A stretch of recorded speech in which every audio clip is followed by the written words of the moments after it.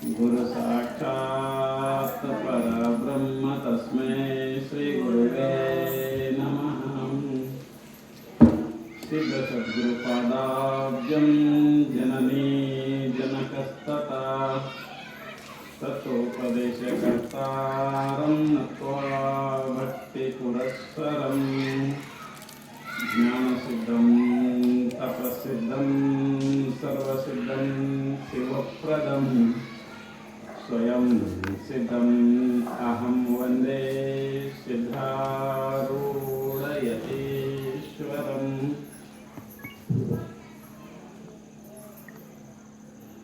ಪರಮ ಪೂಜ್ಯ ಪ್ರಾತಸ್ಮರಣೀಯ ಶ್ರೀಮದ್ ಜಗದ್ಗುರು ಸಿದ್ಧಾರೂಢರ ಚರಣಾರವಿಂದಗಳಲ್ಲಿ ಅನಂತ ದೀರ್ಘದಂಡ ಪ್ರಣಾಮಗಳನ್ನು ಸಲ್ಲಿಸಿ ತತ್ಸ್ವರೂಪರೆಯಾಗಿ ಲೋಕಹಿತವನ್ನು ಬಯಸುತ್ತಿರುವ ಶ್ರೋತ್ರಿಯ ಬ್ರಹ್ಮನಿಷ್ಠ ಸದ್ಗುರು ಅಪ್ಪಾಜಿಯವರ ಪಾದಾರವಿಂದಗಳಲ್ಲಿ ತ್ರಿಕರಣಪೂರ್ವಕವಾಗಿ ಕೊಡಮಟ್ಟು ಯಾವ ಈ ಮಂಗಲಮಯ ಕಾರ್ಯಕ್ರಮಕ್ಕೆ ಕಾರಣೀಕರ್ತಳಾದ ಜಗನ್ಮಾತೆ ಗುಡ್ಡಾಪುರದ ದಾನಮ್ಮ ತಾಯಿಯ ಪಾದಾರವಿಂದಗಳಲ್ಲಿ ಅನಂತ ಪ್ರಣಾಮಗಳನ್ನು ಸಲ್ಲಿಸಿ ಹಾಗೂ ಈ ಗ್ರಾಮ ದೇವರಾದಂಥ ಬಬಲಾದಿ ಸದಾಶಿವ ಅಜ್ಜವರ ಶ್ರೀಪಾದಗಳಿಗೂ ಅನಂತ ಪ್ರಣಾಮಗಳನ್ನು ಸಲ್ಲಿಸಿ ತಮ್ಮೆಲ್ಲರ ಅಂತಃಕರಣದಲ್ಲಿ ಸದಾ ಸ್ವಯಂ ಪ್ರಕಾಶನಾಗಿ ಬೆಳಗುತ್ತಿರುವ ಆ ಪರಮಾತ್ಮನಿಗೂ ಪಡಮಟ್ಟು ಶಿವಸ್ವರೂಪಿಗಳೇ ತಮಗೆಲ್ಲರಿಗೂ ಶರಣಾರ್ಥಿಗಳು. ಇಲ್ಲಿಯ ಪರ್ಯಂತರವಾಗಿ ಸುಮಾರು 21 ದಿವಸಗಳ ಪರ್ಯಂತರವಾಗಿ ಗುಡ್ಡಾಪುರದ ದಾನಮ್ಮ ತಾಯಿಯ ಪುರಾಣವನ್ನು ಆಧಾರವಾಗಿಟ್ಟುಕೊಂಡು ವಿಷಯವನ್ನು ಪ್ರತಿಪಾದನಾ ಮಾಡ್ತಾ ಬಂದಿದ್ದೇವೆ. ನಿಜವಾಗಿಯೂ ಕೂಡ ಈ ಶ್ರಾವಣ ಮಾಸ ಇದು ಪುಣ್ಯದ ಕಾಲ ಅಂತ ಹೇಳ್ತಾ ಇದ್ದಾರೆ. ಹೇಗೆ ಮನುಷ್ಯ ಜೋಳ ಬಿತ್ತಿ ಒಂದು 4 ತಿಂಗಳು ಹೈರಾಣ ಆಗ್ತದೆ. ಬಿತ್ತದ ಬಳಕೆ ಏನು ಮಾಡ್ತಾನೆ, ಒಂದು 4 ತಿಂಗಳು ಹೈರಾಣ ಆಗ್ತಾನೆ. ಅದು ಎಲ್ಲ ಬೆಳೆ ಬರಬೇಕು, ಎಲ್ಲ ಇದು ಮಾಡಬೇಕು, ಕಟಾವು ಮಾಡಬೇಕು, ರಾಶಿ ಮಾಡಬೇಕು, ಒಂದು 3-4 ತಿಂಗಳು ಹೈರಾಣ ಆಗ್ತದೆ. ಹೇಗೆ 3-4 ತಿಂಗಳ ಹೈರಾಣಾಗಿ ವರ್ಷತನ ಏನು ಮಾಡ್ತಾನೆ, ಮುಂದೆ ಕೂತ್ಕೊಂತಾನೆ. ಹೌದಲ್ಲ, ಒಂದು 4 ತಿಂಗಳ ಹೈರಾಣ ಆಗ್ತಾನೆ ಅಷ್ಟೇ. ವರ್ಷತನ ಆರಾಮ ಹೆಂಡ್ರು ಮಕ್ಕಳು ಎಲ್ಲರೂ ಸಿರಿ ಸಂಪತ್ತು ಆರಾಮ ಮನೆಗೆಲ್ಲ ಜೋಳ ಬಟ್ಟೆ ಎಲ್ಲ ಆರಾಮಾಗಿ ಸುಖ ಭೋಗದಿಂದ ಸಾಗಿಸ್ತಾ ಇದ್ದಾರೆ. ಹಂಗೆ ನಮಗೂ ಏನದ, ಈ ಶ್ರಾವಣ ಮಾಸ ಏನದಲ್ಲ, ಇದು ರಾಶಿ ಮಾಡ್ಕೊಳ್ಳೋ ಟೈಮ್ ಇದೆ, ಪುಣ್ಯದ ರಾಶಿ ಮಾಡ್ಕೊಳ್ಳೋ ಟೈಮ್. ನಾವು ಏನಾದರೂ ತಪ್ಪುಗಳು ಮಾಡಿದರೂ ಕೂಡ ವ್ಯವಹಾರದಲ್ಲಿ ಏನೋ ತಪ್ಪುಗಳು ಘಟಿಸಿರ್ತಾವ, ವ್ಯವಹಾರದಲ್ಲಿ ಏನು ನಾವು ಮಾಡಿರ್ತೇವೆ, ಆ ಎಲ್ಲ ತಪ್ಪುಗಳನ್ನ ಕ್ಷಮಿಸುವ ಕಾಲ ಯಾವುದು, ಇದು ಶ್ರಾವಣ ಮಾಸ. ಈ ಮಾಸದಲ್ಲಿ ನಾವು ಪರಮಾತ್ಮನ ನಾಮಸ್ಮರಣೆ ಮಾಡಿದೇವಿ, ಪರಮಾತ್ಮನ ಧ್ಯಾನ ಮಾಡಿದೇವಿ, ಪರಮಾತ್ಮನ ಚರಿತ್ರೆ ಕೇಳಿದೇವಿ ಅಂದ್ರೆ, ಆ ಗುಡ್ಡಾಪುರ ದಾನಮ್ಮ ತಾಯಿಯ ಚರಿತ್ರೆ ಕೇಳಿದ್ರೆ ನಮ್ಗೆ ತಾಯಿ ಏನ್ ಮಾಡ್ತಾಳ, 11 ತಿಂಗಳು ನಮಗೆ ಸಂಪತ್ತು ಕೊಟ್ಟು ಕಾಪಾಡ್ತಾ ಇದ್ದಾರೆ. ಯಾಕ ತಾಯಿಯ ಆಶೀರ್ವಾದ ಬಹಳ ದೊಡ್ಡದ. ಆದ್ದರಿಂದ ಈ ಶ್ರಾವಣ ಮಾಸ ಏನದ, ಇದೊಂದು ಪುಣ್ಯದ ಕಾಲ. ಅದಕ್ಕೆ ಶರಣರಂತರ ಗಾಳಿ ಬಿಟ್ಟಾಗ ತೂರಿಕೊಳ್ಳಿರಯ್ಯ. ಎಷ್ಟು ಚಂದ ನೋಡ್ರಿ, ಮಬ್ಬು ಒಂದೊಂದು ಮಾತುಗಳು, ಶರಣರ ಮಾತುಗಳು ಇಷ್ಟೇ ಇರ್ತಾವ, ಕರೆ ಅವ ಎಷ್ಟು ಆಗ್ತದೆ. ಗಾಳಿ ಬಿಟ್ಟಾಗ ತೂರಿಕೊಳ್ಳಿರಯ್ಯ. ಹಂಗ ಇಲ್ಲಿ ಹ್ಯಾಂಗ ಶರಣರ ಗಾಳಿ ಬಿಟ್ಟದ, ಈಗ ಮಹಾತ್ಮರ ಗಾಳಿ ಬಿಟ್ಟದ ಶ್ರಾವಣ ಮಾಸನಾಗ. ಈಗ ನಾವ್ ಏನ್ ಮಾಡ್ಕೋಬೇಕು, ನಮ್ಮ ರಾಶಿಯನ್ನ ತೂರಿಕೊಳ್ಳಬೇಕು ಅಂತ ಹೆಂಗೆ ಹೇಳಿದರೆ, ಹಂಗೆ ಇಲ್ಲಿ ನಾವು ಕೂಡ ದಿನಾಲು ಕೇಳ್ತಾ ಇದ್ದೇವೆ ಆ ಜಗನ್ಮಾತೆಯ ಗುಣಗಾನವನ್ನ. ಅದಕ್ಕೆ ಇಲ್ಲಿ ಸಾಮಾನ್ಯವಾಗಿ ನಿನ್ನಿನ ದಿವಸ ತಾಯಿ ಏನು ಮಾಡಿದಳು ಅಂತ ಕೇಳಿದ್ರೆ, ಕಾಂಚಿ ಪಟ್ಟಣದ ರಾಜನ ಒಂದು ಜಾತಿಯ ಅಭಿಮಾನವನ್ನ ದೂರು ಮಾಡಿದಳು. ಆ ತಾಯಿ ಆ ರಾಜನಿಗೆ ಒಂದು ಜಾತಿಯ ನಾನು ಬ್ರಾಹ್ಮಣ ಅಂತಿರುವುದರಿಂದ ಆ ಅಭಿಮಾನ ಏನು ಮಾಡಿದಳು ತಾಯಿ, ನಿನ್ನಿನ ದಿವಸ ಹಲವಾರು ಉಪಾಯಗಳನ್ನು ಹೇಳಿ ದೂರ ಮಾಡ್ತಾ ಇದ್ದಾಳ ತಾಯಿ. ಮುಂದೆ ಆ ದಾನಮ್ಮ ತಾಯಿ ಹಾಗೆ ಸಂಚಾರ ಮಾಡ್ತಾ ಮಾಡ್ತಾ ಎಲ್ಲಿ ಹೊರಟಿದ್ದಾಳ ಅಂತ ಕೇಳಿದ್ರೆ ಇವತ್ತಿನ ದಿವಸ ಕಾಶಿಯ ಕಡೆಗೆ ಹೊರಟಿದ್ದಾಳ. ಹಿಮಾಲಯದ ಕಡೆ ಇರುವಂತ ಕಾಶಿಗೆ ತಾಯಿ ಹೊರಟಿದ್ದಾಳ. ಸಾಮಾನ್ಯವಾಗಿ ನಮ್ಮ ಭಾರತ ದೇಶ ಜಗತ್ತಿನಲ್ಲೇ ಶ್ರೇಷ್ಠವಾದಂಥ ದೇಶ. ಎಲ್ಲ ಜಗತ್ತಿಗೂ ಕೂಡ ಜ್ಞಾನವನ್ನು ತೋರಿಸಿದಂಥ ದೇಶ ಯಾವುದು ಅಂದ್ರೆ ನಮ್ಮ ಭಾರತ. ಭಾರತ ಅಕ್ಷರಕ್ಕವ್ರಿ ಮೂರವ, ಒಂದು ಭಾ, ಒಂದು ರ, ಒಂದು ತ.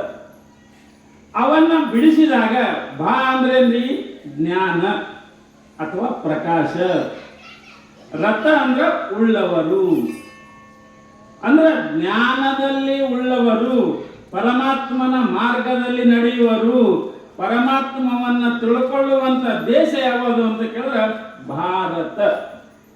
ಅದಕ್ಕೆ ಭಾರತ ಶಬ್ದದ ಅರ್ಥ ಹೀಗೆ ಮಾಡಿದರೆ, ಹಾಗೆ ಇಲ್ಲೇನು ಕೂಡ ನಮ್ಮ ಭಾರತ ದೇಶದ ಹಿಮಾಲಯದ ಕಡೆಗೆ ತಾಯಿ ಹೊರಟಿದ್ದಾಳೆ. ಯಾರು? ದಾನಮ್ಮ ತಾಯಿ. ಪುಣ್ಯ ಕ್ಷೇತ್ರಗಳನ್ನು ನೋಡ್ಕೋತ ಹೋಗ್ಬೇಕಂತ ತಿಳ್ಕೊಂಡು ತಾಯಿ ಹೊರಟಿದ್ದಾಳೆ. ಸಾಮಾನ್ಯವಾಗಿ ಎಲ್ಲ ಪುಣ್ಯಕ್ಷೇತ್ರಗಳು ಯಾವ ಕಡೆ ಹೆಚ್ಚದವ ನಮ್ಮ ದೇಶದಾಗಂದ್ರೆ ಹಿಮಾಲಯದ ಕಡೆ ಹೆಚ್ಚದವ. ಆ ಹಿಮಾಲಯದ ಕಡೆ ಏನದವ ಅಂತ ಕೇಳಿದ್ರೆ ಹರಿದ್ವಾರ, ಋಷಿಕೇಶ, ಪ್ರಯಾಗ, ಉತ್ತರ ಕಾಶಿ, ಗೋಕರ್ಣ, ಬದರಿನಾಥ, ಹೀಗೆ ಹಲವಾರು ಪುಣ್ಯಕ್ಷೇತ್ರಗಳವ. ಮನುಷ್ಯ ಪುಣ್ಯಕ್ಷೇತ್ರಗಳನ್ನ ನೋಡಬೇಕು, ಪುಣ್ಯಕ್ಷೇತ್ರಗಳಿಗೆ ಹೋಗಬೇಕು. ಸಾಮಾನ್ಯವಾಗಿ ಈ ಪುಣ್ಯಕ್ಷೇತ್ರಗಳು ಏನದವ ಅಂತ ಕೇಳಿದ್ರೆ ನಮ್ಮ ಭಾರತ ದೇಶದಲ್ಲಿ ಒಂದೇ ಕಡೆ ಇಲ್ಲ, ಎಲ್ಲ ಕಡೆ ಇರೋದವ. 12 ಜ್ಯೋತಿರ್ಲಿಂಗಗಳು ನಮ್ಮಲ್ಲಿ. ಭಾರತ ದೇಶದಲ್ಲಿ 12 ಜ್ಯೋತಿರ್ಲಿಂಗಗಳು, ಪರಮಾತ್ಮ ಸ್ಥಾಪನೆ ಮಾಡಿದಂತ 12 ಲಿಂಗಗಳದಾವ. ಸಾಮಾನ್ಯವಾಗಿ ನಮ್ಮ ಶಕ್ತಿ ಅನುಸಾರವಾಗಿ ನಾವು ಸಂಚಾರ ಮಾಡಬೇಕು. ಸಂಚಾರ ಮಾಡಿ ಎಲ್ಲ ಪುಣ್ಯಕ್ಷೇತ್ರಗಳ ದರ್ಶನ ಪಡ್ಕೋಬೇಕು. ಯಾಕಂದ್ರೆ ದರ್ಶನ ಪಡೆಯುವುದರಿಂದ ಏನಾಗ್ತದೆ, ನಮ್ಮ ಮನಸ್ಸು ಸ್ವಚ್ಛ ಆಗುತ್ತದೆ.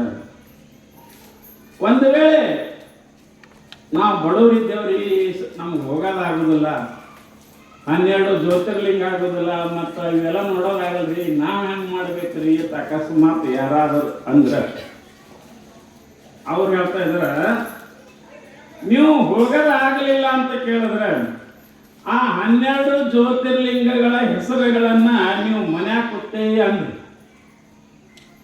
ಅದರಿಂದಲೂ ಕೂಡ ಪುಣ್ಯ ಪ್ರಾಪ್ತಿ ಆಗುತ್ತದೆ. 12 ಜ್ಯೋತಿರ್ಲಿಂಗಗಳ ನಾಮಸ್ಮರಣೆಯನ್ನ ಮನ್ಯಾಗ ನಿಮ್ಮ ಜಗಲಿ ಮುಂದೆ ಕೂತು ಅದನ್ನೇ ಪಠಿಸ್ರಿ. ಸೌರಾಷ್ಟ್ರೇ ಸೋಮನಾಥಂಚ ಶ್ರೀಶೈಲೇ ಮಲ್ಲಿಕಾರ್ಜುನಂ ಉಜ್ಜೈನಾಂ ಮಹಾಕಾಲಂ ಓಂಕಾರಂ ಅಮಲೇಶ್ವರಂ ಪರಳ್ಳಿ ವೈದ್ಯನಾಥಂಚ ಘಾಟೀನಾಂ ಭೀಮಶಂಕರಂ ಶ್ವೇತ ವಂದೇತು ರಾಮೇಶಂ ನಾಗೇಶಂ ದ್ವಾರಕಾವನೆ ವಾರಣಾಸ್ಯಾಂತು ವಿಶ್ವೇಶಂ ತ್ರ್ಯಂಬಕಂ ಗೌತಮೀ ತಟೆ ಹಿಮಾಲಯೇ ಕೇದಾರಂ ಗೃಷಣೇಶಂ ಶಿವಾಲಯೇ ಏತಾನಿ ಜ್ಯೋತಿರ್ಲಿಂಗಾನಿ ಸಾಯಂ ಪ್ರಾತಃ ಪಠೇನ್ನರಃ ಸಪ್ತ ಜನ್ಮ ಕೃತಂ ಪಾಪಂ ಸ್ಮರಣೇನ ವಿನಶ್ಯತಿ. ಇದೊಂದು ಶ್ಲೋಕ ಹೇಳ್ಬಿಟ್ರಿ ಅವರು. ಈ 12 ಜ್ಯೋತಿರ್ಲಿಂಗಗಳ ಹೆಸರು ಬಂದು ಇದ್ರೊಳಗೆ ಈ 12 ಜ್ಯೋತಿರ್ಲಿಂಗಗಳನ್ನ ನಾವು ದಿನಾಲು ಮನೆಗೆ ಮುಂಜಾನೆ ಸಾಯಂಕಾಲ 2 ಹೊತ್ತು ತಂದೇವಿ ಅಂದ್ರೆ ಸಪ್ತ ಜನ್ಮ ಕೃತಂ ಪಾಪಂ ಸ್ಮರಣೇನ ವಿನಶ್ಯತಿ. 7 ಜನ್ಮಗಳಲ್ಲಿ ಮಾಡಿದಂತ ಪಾಪ ಹೋಗ್ತದೆ. ನಮ್ಮ ಸಪ್ತ ಜನ್ಮ ಕೃತಂ ಪಾಪಂ, 7 ಜನ್ಮ ನಾವು ಹಿಂದೆ ಏನಾದರೂ ಮಾಡಿದ್ರು ಕೂಡ ಆ ಪಾಪ ಹೋಗ್ತದಂತ. ಆದ್ದರಿಂದ ಇಲ್ಲಿ ಏನು ಮಾಡಬೇಕು ಅಂತ ಕೇಳಿದ್ರೆ ಆ ನಾಮಸ್ಮರಣೆಯನ್ನ ಮಾಡಬೇಕು, ಜ್ಯೋತಿರ್ಲಿಂಗಗಳ ನಾಮಸ್ಮರಣೆಯನ್ನ ಮಾಡಬೇಕು. ಸಾಮಾನ್ಯವಾಗಿ ಈ ನಾಮಸ್ಮರಣೆ ಮಾಡೋದು ಯಾವಾಗ ಮಾಡ್ತೀವಿ? ನಮ್ಮೊಳಗ ಮನಸ್ಸು. ಸಾಮಾನ್ಯವಾಗಿ ದೇಹ ಏನದ ಬರೀ ಸಾಧನದ, ದೇಹ ಏನು ಮಾಡಂಗಿಲ್ಲ. ದೇಹ ಹೆಂಗದ ಅಂತ ಕೇಳಿದ್ರೆ ಸುಮ್ಮ ಕರ್ಕೊಂಡು ಹೋಗ್ತದ. ಈಗ ನೋಡ್ರಿ, ಬಸ್ ಇದ್ದಂಗೆ. ಬಸ್ಸಿನ ಕೆಲಸ ಏನದ್ರಿ? ನಿಮಗೆ ತಿಳ್ಕೊಳಕ್ಕೆ ಹೋಗ್ಬೇಕೀಗ, ಅರಿವಿ ಖರೀದಿ ಮಾಡ್ಬೇಕಾಯ್ತು ತಿಳ್ಕೊರಿ. ಬಸ್ ನಾವು ಕುಡಿತೀರಿ, ಹೋಗ್ತೀರಿ. ಬಸ್ ಒಂದು ದೂರ ತಲುಪಿಸ್ತೀರಿ, ಅಂಗಡಿಯಾಗ ಹೋಗ್ತೀರಿ ಬಸ್ಸಿಗೆ. ಅರಿವಿ ಖರೀದಿ ಮಾಡೋದು ಹೇಳ್ತೀರಿ ಏನು ಬಸ್ಸಿಗಿಲ್ಲ. ಅದು ಒಯ್ದು ಏನು ಮಾಡ್ತೀರಿ, ಸುಮ್ಮನೆ ಎಲ್ಲರದ ದೂರ ತರವಿ ನೀವು ಹೋಗಿ ಮದುವೆ ಸಂತೆ ಎಲ್ಲ ಗಾಳೆ ಮಾಡ್ಕೊತೀರಿ. ಒಂದು ದೊಡ್ಡ ಗಂಟು ಮಾಡ್ಕೊತೀರಿ, ಕಟ್ಕೊಂಡು ಮತ್ತೆ ಅದೇ ಬಸ್ನಾಗ ಇಟ್ಕೊಂಡು ಮತ್ತೆ ರಾಮ್ಪುರಕ್ಕೆ ಬರ್ತೀವಿ. ಬಸ್ ನಿಮಗೆ ಕರ್ಕೊಂಡು ಬರ್ಲಿಕ್ಕ ಹೋಗ್ಲಿಕ್ಕ ಸಾಧನದ ವಿನಃ, ಆದ್ರೆ ಬಸ್ ಮದುವೆ ಅರಿವಿ ಖರೀದಿ ಮಾಡಂಗಿಲ್ಲ. ಹಂಗ ಈ ದೇಹ ಏನದಂದ್ರೆ ನಿಮಗೆ ಕರ್ಕೊಂಡು ಒಯ್ತದ. ಪುರಾಣ ತಂದು ನೋಡಿ ಸರ್, ನಿಮಗೆ ಕುಂಶದಲ್ಲಿ ಎಲ್ಲ ತಂದು ಇನ್ನು ಬಿಟ್ಕೊಳ್ಳಿ ಮತ್ತೆ ಹೋಯ್ತದ. ನಡಿ ಇನ್ನು ಮನೆಗೆ ಹೋಗೋಣ, ಊಟಕ್ಕೆ ಹೋಗೋಣ ಅಂತ. ಅಲ್ಲಿ ಊಟಕ್ಕೆ ಹೋಗೋಣ, ಅಪ್ಪರ ಮಠಕ್ಕೆ ಊಟಕ್ಕೆ ಹೋಗೋಣ. ನೋಡ್ರಿ, ನಿಮ್ಮ ಸೂಕ್ಷ್ಮ ವಿಚಾರ ಮಾಡ್ರಿ. ಎಲ್ಲದಕ್ಕೂ ಮನಸ್ಸೇ ಕಾರಣ. ಹೇಳುವುದು ಈಗ ನಾ ಹೇಳಕತ್ತೀನಲ್ಲ, ಇದಕ್ಕೇನು ಬೇಕ್ರಿ? ಮನಸ್ಸೇ ಬೇಕು. ಮತ್ತು ಒಳಗೆ ಯಾಕೋಯ್ತು ಮನಸ್ಸು ಬ್ಯಾಸರಿಗೆ ಬರ್ತಂದ್ರೆ ನಮ್ಗೆ ಪುರಾಣ ಹೇಳಕ್ ಬರಂಗಿಲ್ಲ, ಹೊಲ್ಲ ಅಂತದ ಮನಸ್ಸು. ಮತ್ತು ನಿಮ್ ಕೇಳೋವ್ರಿಗೂ ಮನಸ್ಸ ಆ ಕಡೆ ಹೋಯ್ತಂದ್ರೆ ನಿಮಗೂ ಕಥೆ ತಿಳಿಯಂಗಿಲ್ಲ. ಎಲ್ಲದಕ್ಕೂ ಏನದ? ಮನಸ್ಸೇ ಕಾರಣದ. ಮನಯೇವ ಮನುಷ್ಯಾಣಾಂ ಕಾರಣಂ ಬಂಧ ಮೋಕ್ಷಯೋ ಬಂಧಾಯ ವಿಷಯಾಸಕ್ತಃ ಮುಕ್ತಂ ನಿರ್ವಿಷಯ ಸ್ಮೃತಃ. ಶಾಸ್ತ್ರ ಹೇಳ್ತು, ಏ ಜೀವಾತ್ಮನೇ ವಿಚಾರ ಮಾಡು, ಮನಸ್ಸೇ ನಿನಗೆ ಬಂಧನ ಹಾಕ್ಯದ, ಮನಸ್ಸೇ ನಿನಗೆ ಸುಖ ಮಾಡ್ತದ. ಹೌದಲ್ಲ? ಮನಸ್ಸೇ ನಮಗೆ ಕಟ್ಟಿ ಹಾಕ್ತದ. ಈಗ ನೋಡ್ರಿ, ಊರಾಗ ಒಬ್ಬ ಹೆಣ್ಮಗಳದ್ದು, ನೀವು ಆಕಿ ಮದುವೆ ಆಗಿತ್ತಿಲ್ಲಪ್ಪ, ಆಲಾರ್ದಕ್ಕರ ನಿಮ್ಮ ಮನಸ್ಸು ಆಕಿನ ಮ್ಯಾಗ ಹೋಗಂಗಿಲ್ಲ. ಹೌದಲ್ಲ? ಆಕಿ ಹ್ಯಾಂಗಿದ್ರು ಸುಮ್ಮಿರ್ತೀವಿ. ಒಂದು ವೇಳೆ ಮದುವೆ ಆಯ್ತು ಇದ್ದೂರಾಗ ಹೆಣ್ಮಗಳ ಜೊತೆಗೆ ಅಂದ್ರೆ ನಿಮ್ಮ ಮನಸ್ಸು ಏನು ಮಾಡ್ತದ? ಆ ಹೆಣ್ಮಗಳು ಸುತ್ತ ತಿರುಗ್ತದ.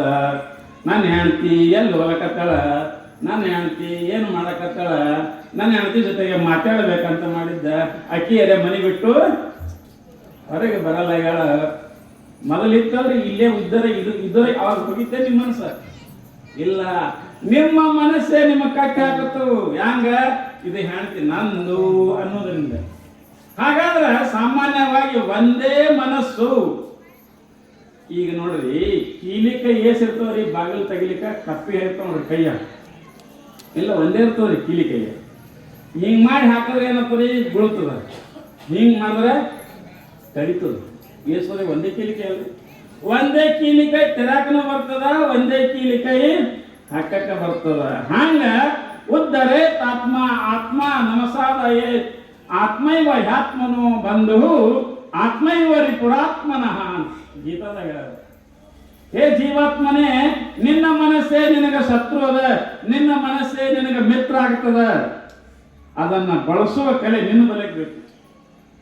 ಅದಕ್ಕೆ ಇಲ್ಲಿ ಏನ್ ಹೇಳ್ತಾ ಇದಾರ, ಈ ಮನಸ್ಸು ನಾಮಸ್ಮರಣೆ ಮಾಡಬೇಕು.